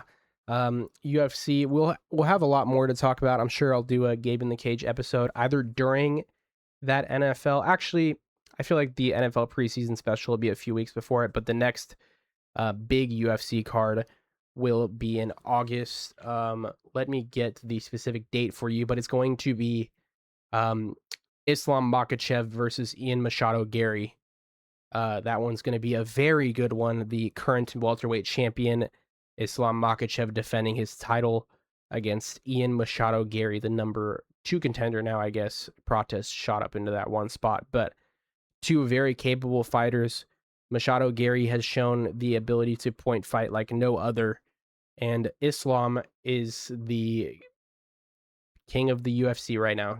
I'm pretty sure still pound for pound number 1, and he's the best that's doing it right now. And many would argue if he does it again on Saturday, August 15th, same day that Ozilian will be playing the Chiefs at 6 p.m., it will be Islam Makhachev, Ian Machado Gary. So UFC 330. Yeah, so watch the Rams first, and then you can do UFC. You could flip over. And then also you gotta mention, this is a later date, but August 22nd, UFC's coming to Sacramento. Yep. I don't know. Are you gonna be there? I'm gonna look. I'm gonna try. It's very expensive to attend these cards. Even a fight night? Yeah. Yeah. It's like $400 for upper deck. Wow. Yeah. That's very expensive. But you're fighting. Did you know that? G. Rodriguez. You're fighting. Gregory Rodriguez. Not Gabe Rodriguez. Gregory Rodriguez. My Brazilian brother with an S instead of a Z. Yeah, he's taking on Anthony Hernandez. Yeah, I'm going to try to do consistent Gabe in the Cage episodes, at least individually. I will look into, I might not be able to pump them out every week depending on how busy I am. Because like I said, I'm broadcasting with the merchants. They are a time commitment. I do devote some time to them. But if I can, and it makes sense, I don't know if I'll be covering a card like Uro Medic versus Daniel Rodriguez. That's just not that great of a card, but there are plenty of fights. Ankalaev versus Guskov, Gamrot versus Salkild, Nurmagomedov versus Song. I will be covering all of those cards, or at least I'll shoot to in future Gabe in the Cage episodes. So yeah, that'll be Gabe in the Cage for our July edition of Kings of 2nd Street. I'm so proud. We said that we'd be back next month. We're back next month. Look at that. We did it. And you know what? We're going to be back next month too. Next month. And also don't miss all the stuff in between the individual segments. I know Gabe's talking about, like he said, he's going to do more Gabe in the Cage.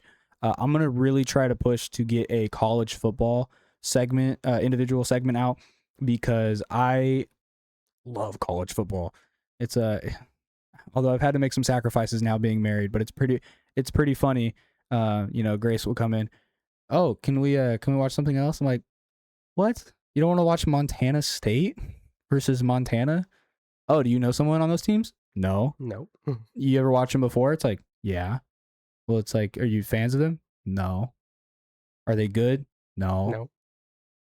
Why are you watching it? Because it's football. Because it's football. So I love college football, and so I'm gonna try to get a college football individual segment off. We just dive deep into kind of what the expectations are. Looking at some of the prowesses of the league. We got new Pac-12, which is new. It's basically just like, the Mountain West, but with a different name. But it is the Pac-12. So we'll talk about that. They're back, but they're not back. It's not a Power 5 anymore. They're still only doing Power 4. But anyway, we'll dive deep into all that. I'm trying to get a college football segment off because I just know that we got enough people that want to hear about that, and I'm excited to talk about it. But yeah, so that's basically this episode. This is episode 5. Episode 5 of Kings of 2nd Street. Man. A month after 4. And we already got an NFL player on. What's next, man? Where can we go? Stick with us and you'll find out. Make sure you hit the like, the subscribe, the notification bell so you never miss an episode. Also follow us on Instagram, TikTok, Spotify, and we still have yet to make the other ones. So we'll get on that. But go follow us on there and show us some love on those platforms as well, because doing a lot on doing something on every platform does generate a lot for us. So we appreciate it. Again, if you want to donate, you probably know us personally. So go ahead and message us, and we can work that out. And if you don't know us personally, I don't know, shoot us a DM on Instagram. We'll look at it. And anything else? Am I missing something?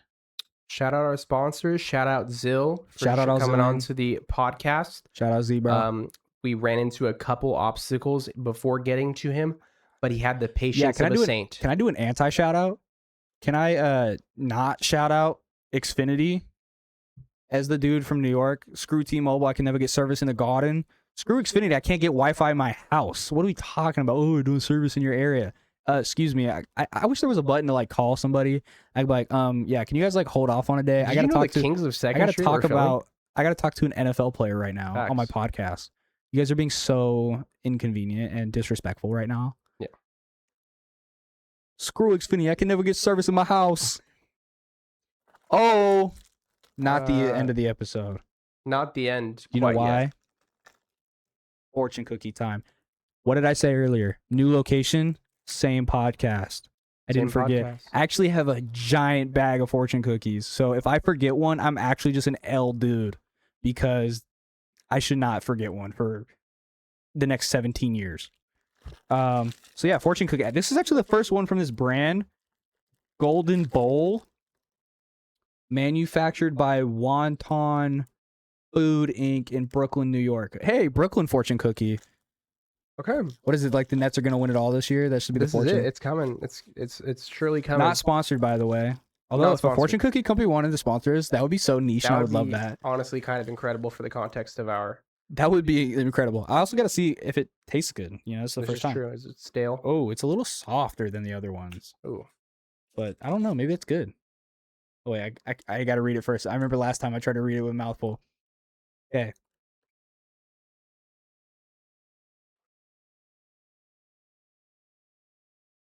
Okay, so this is the first fortune I'm reading. What's happening? Okay. I think I'm too accustomed to fortunes that are not specific enough. They're very vague, like happiness will find you. Something super general. This is so specific, and I kind of like it. It says, you will soon discover a new talent for juggling pineapples. What? I swear that's what it says. That is what it says. Okay, that's insane. You will soon discover a new talent for juggling pineapples. And the back says, your next Chinese meal will bring you more cookies with your lucky numbers: 56, 50, 36, 48, 22, and 18. Okay, so what I've learned from today is that these fortune cookies are going to hit so much differently than the ones we've done in the past. Because if that's number one, I have no idea what to expect from any of the others. So you got to come back and watch so that you can find out. That was Kings of Second Street. Go try juggle some pineapples.